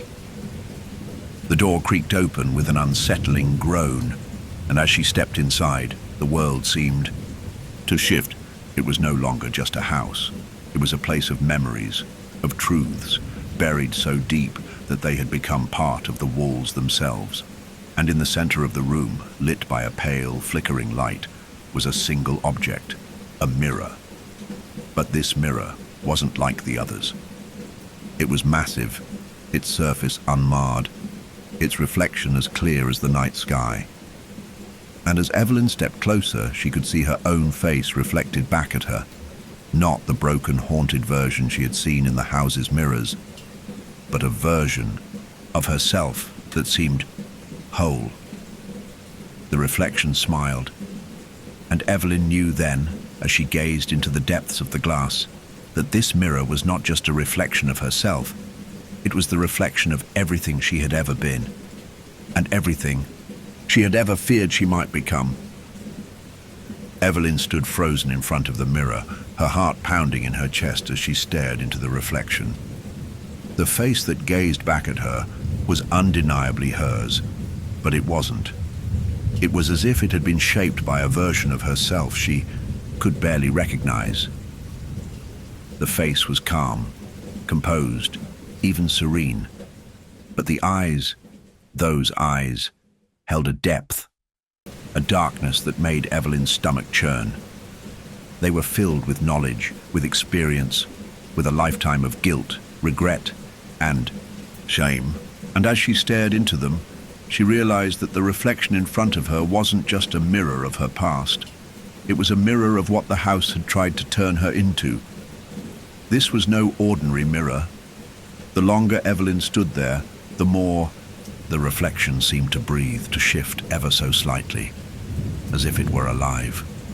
She could feel it pulling at her, tempting her, like the house itself was reaching out through the glass, trying to draw her back into its dark embrace. Behind her, Grayson's voice trembled with concern. "Evelyn, don't. Please." His words were a lifeline, but they felt like they were fading away, drowned by the overwhelming pull of the mirror. The room around her was silent, suffocating, the darkness creeping in from the edges. She could hear nothing but the sound of her own breath, shallow and quick, as she took another step closer to the mirror. Her reflection smiled again. The smile was warm, inviting, but it was so wrong. It wasn't a smile of comfort. It was a smile of mockery, of someone who knew things she didn't, someone who had already made the choice. Evelyn's hands shook as she reached toward the glass, her fingers brushing against the cold surface. The moment her skin made contact, the world around her seemed to ripple. The room blurred, as though reality itself were warping, bending around her. The mirror seemed to call to her, its surface, now shimmering, pulsing with a strange, almost hypnotic energy. She could feel it, the pull, the draw of everything she had been running from, everything she had feared, the house, the curse, the weight of her own choices. It was all here, all converging on this one moment, this one mirror.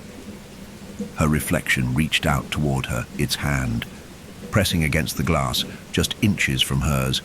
The cold, glassy surface now felt warmer, alive somehow. Her reflection whispered to her, but it wasn't with words. It was more like a thought, an invasive, intrusive thought that slipped into her mind unbidden. "You belong to me, Evelyn. You always have." The words curled around her thoughts, wrapping themselves around her like chains. She felt them sink deep into her chest, into her very soul, and for a moment, just a moment, she felt the weight of them, the suffocating truth that had been buried deep inside her for so long. She had belonged to the house, to the curse, to the guilt that had kept her bound. She had let it define her for so long. She felt herself trembling, but she didn't pull away. She couldn't. The house had spent years manipulating her, twisting, her memories making her believe that she had failed her sister, that she had been the cause of everything. The weight of that guilt had clung to her like a second skin, suffocating her, until it had become the very fabric of her existence. The reflection in the mirror seemed to shift again, becoming more solid, more real. It wasn't just a reflection anymore. It was her, but a version of her that had been twisted, corrupted by the house's influence. Her reflection stepped closer, its eyes dark and knowing, and Evelyn's breath caught in her throat. "You can never escape me," it said, its voice echoing through her mind. "You are me. You are nothing without this house, without the guilt." But Evelyn wasn't listening anymore. She was standing at the threshold of something she had been avoiding for too long, and now she was ready to face it. She was ready to face herself. "I am not you," Evelyn whispered, the words barely escaping her lips as her mind fought to resist the pull. "I don't belong to you." For a moment, the reflection faltered. The smile disappeared, replaced by something more sinister, more desperate.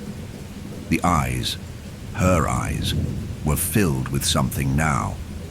Fear. For the first time, her reflection looked as if it were afraid. No, the reflection whispered. You are me. You are nothing without me. The reflection's voice became a chant, its words an incantation that twisted inside Evelyn's mind. She felt her chest constrict as the reflection reached out toward her, again, its fingers pressing against the glass. The walls of the room began to warp, distorting like the surface of water, and Evelyn felt herself being pulled into the glass, into the reflection, as though it were a doorway, a portal, and she was the one being swallowed. You cannot break free. You are bound. But Evelyn's hands shot up, pressing against the glass, and this time, the pull was weaker. She could feel it. The house's influence, the curse, the reflection. They were all losing their grip on her. She was no longer the person she had been. She was no longer the girl who had been swallowed by the house, by the past. No, Evelyn said, her voice stronger now, her hands pressing harder against the glass. I choose myself. With that single word, the room shattered. The glass of the mirror cracked, splintering into 1,000 shards that fell to the floor, each piece reflecting a different angle of her face. The force of it was enough to send a shockwave through the room, knocking Evelyn back, sending her sprawling to the ground. She gasped for breath, her body still trembling as the last echoes of the curse began to unravel. The house seemed to groan, its walls shaking as if it were dying, its influence slipping away, the dark presence that had filled the air, the shadows that had clung to every corner, began to dissipate, unraveling like smoke in the wind. The whispers faded, the suffocating presence lifting as though it had never been there. Evelyn pushed herself up from the floor, her body weak, but her spirit unbroken. The mirror was gone now, shattered beyond repair, but its reflection had been exposed for what it truly was. A lie, a manipulation. She stood in the room, the house around her, still and quiet, the air now clear, the shadows gone. The curse was broken, the ritual undone. For the first time, Evelyn felt free. She turned to Grayson, who was still standing in the doorway, his expression a mixture of awe and relief. His eyes met hers, and for the first time, she saw nothing but understanding, nothing but the unwavering support that had always been there. She had fought for herself, for her own freedom, and now she could finally breathe. It's over, she whispered, her voice hoarse but filled with a quiet strength. It's finally over. Grayson stepped forward, his arms wrapping around her, holding her close. We made it through, he said softly. Together. And for the first time, Evelyn knew that the past, the guilt, the shame, the curse, was truly behind her. She was no longer bound to it. She was free. Evelyn stood in the heart of Harrowby Manor, the walls now silent and still, the suffocating darkness that had once filled the air gone.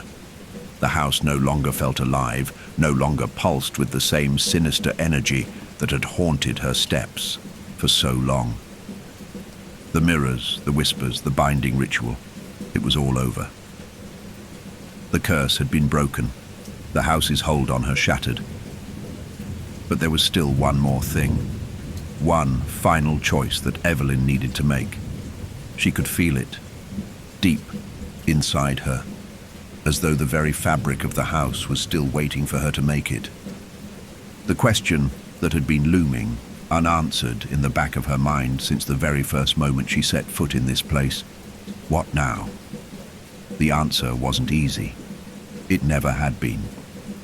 For so long, Evelyn had run from the house, from the past, from the guilt that had gnawed at her. But now, standing in the quiet aftermath of everything she had faced, she knew that there was one more thing left to confront, the truth about what came next. Grayson stood beside her, his presence a steady anchor, a constant reassurance in the stillness that surrounded them. His eyes were filled with a quiet understanding, but also concern. Evelyn, he began, his voice soft but filled with a depth of meaning. You've done so much already. You've faced everything this place has thrown at you. You've broken the curse. You've freed yourself from the past. But I think you know deep down that this isn't really over. Not yet. Evelyn turned to look at him, her heart heavy, but her gaze steady. She didn't know how to explain the weight that still hung in the air, the lingering presence of the house and the choices it had given her. She had broken the curse, freed herself from the house's grip, but there was something more, something that still tied her to this place. Grayson, she whispered, her voice thick with emotion. I've been running from this house for so long, but I don't think I can run anymore. I've been afraid of facing the truth about who I am, who my family was. I've been afraid of what I might have to sacrifice in order to truly leave this place behind. Grayson stepped closer, his hand gently resting on her arm, his eyes filled with quiet support. You don't have to do this alone, Evelyn, he said softly. Whatever choice you make, I'm here. You don't have to carry this weight by yourself. Evelyn nodded, her heart heavy with the realization that the house, though broken, had left behind its mark on her. The curse was gone, yes, but there was still a part of her that remained tied to the legacy of Harrowby Manor, a part of her that would never be free until she made this final choice. She took a deep breath and turned away from Grayson, walking slowly toward the heart of the manor, toward the place that had once been the epicenter of her torment.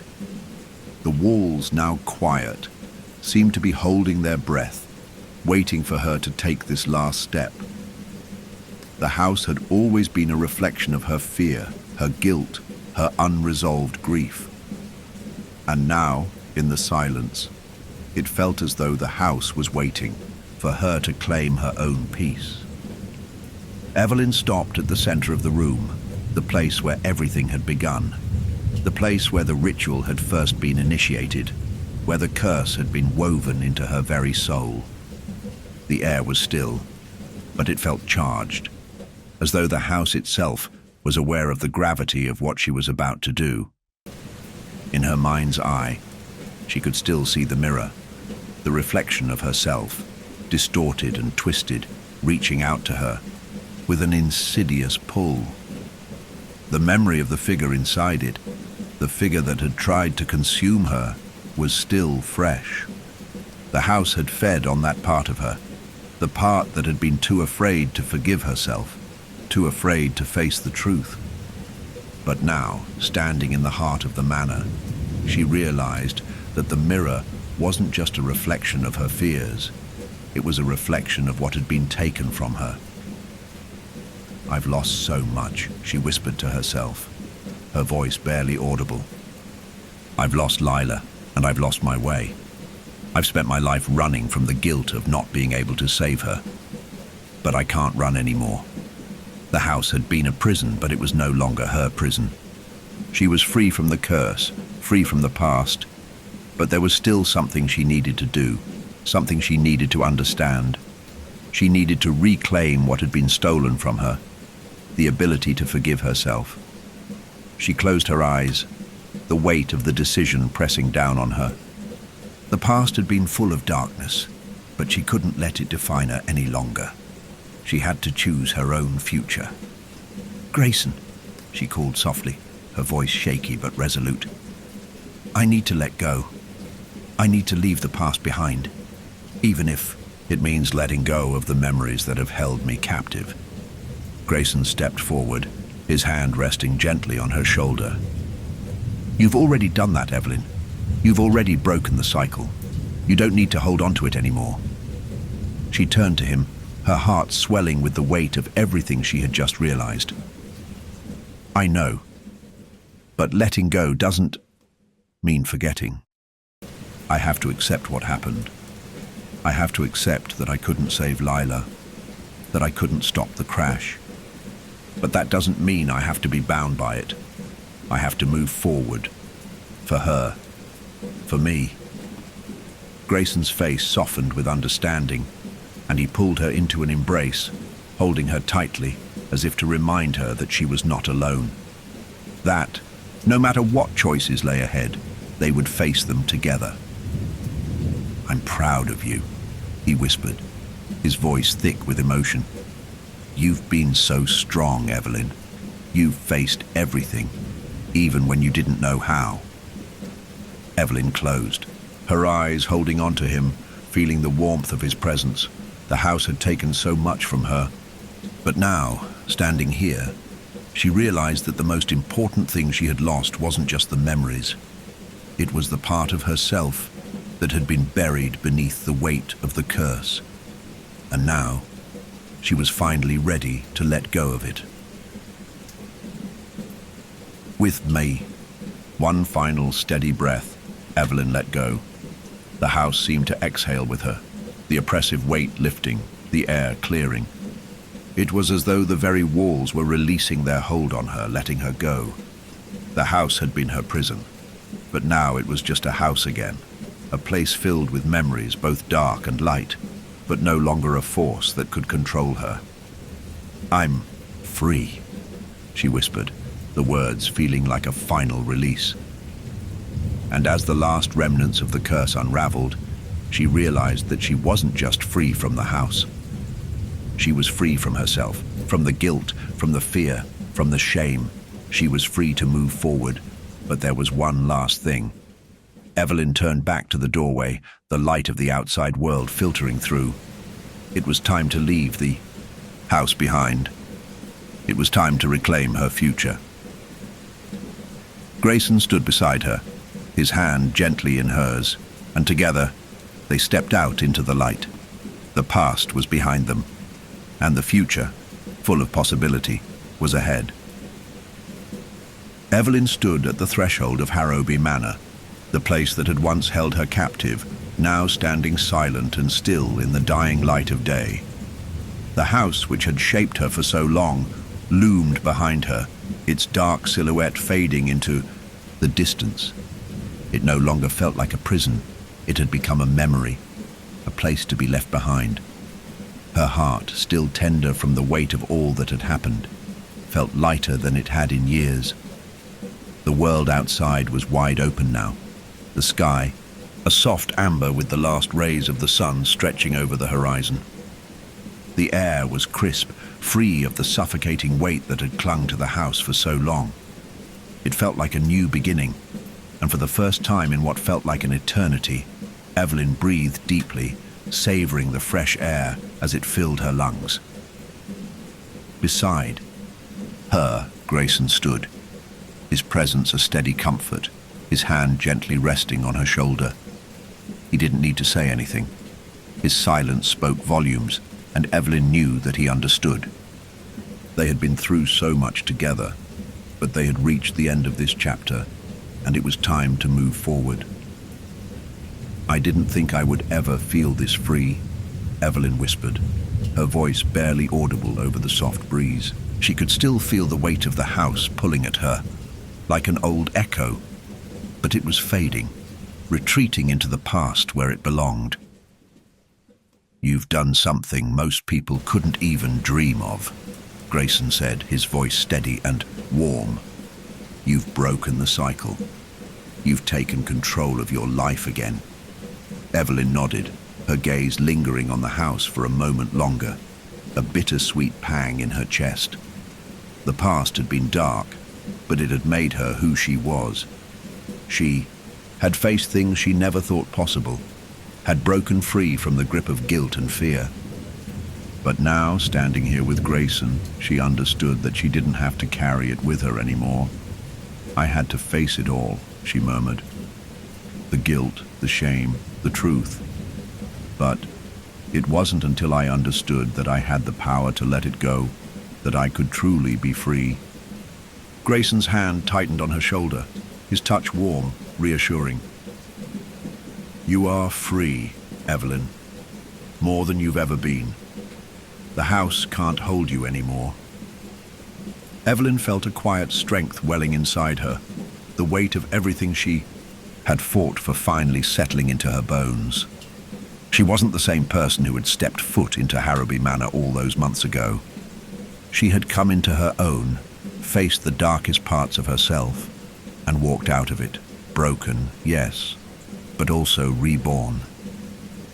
As they stood there in the fading light, the house behind them seemed to fade into the land, its silhouette less menacing, no longer a towering figure of oppression. The curse had been undone, the ritual broken, and the bonds that had kept her tied to this place were gone. But as much as Evelyn had changed, she knew there was still a legacy to confront. The echoes of the past had been silenced, but they would always be part of her, woven into the fabric of who she was.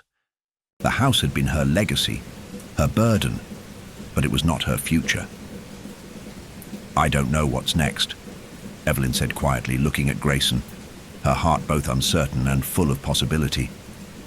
"But I know I can walk forward now, without the weight." Grayson smiled at her, his eyes full of warmth. "Whatever comes next, you won't be alone. We'll face it together." And in that moment, Evelyn realized that she didn't need to know the answers. The road ahead was unwritten, full of unknowns, and for the first time she wasn't afraid of that. She didn't need the house or its curse or the past to guide her. She had herself, and that was enough. The two of them turned toward the path that led away from the manor, from the life that had once been defined by darkness, and into the sunlight that stretched endlessly ahead. Evelyn could feel the warmth on her face, the new beginning waiting for her, and for the first time in a long while, it felt like hope, not fear, was her guide. As they walked, the echoes of the house faded entirely, swallowed by the vastness of the world before them. The sound of their footsteps, steady and sure, was the only thing that filled the silence, and with each step, Evelyn felt more like herself, more than just the survivor of a curse. She was someone who had fought for her freedom, for her future, and she'd claimed it. They didn't need to speak anymore. The unspoken understanding between them was enough. Whatever came next, they would face it together, side by side. And as the sun dipped beneath the horizon, casting the world in soft golds and purples, Evelyn smiled, her heart finally light. The past had shaped her, but it no longer defined her. Her story was her own now, and it was just beginning.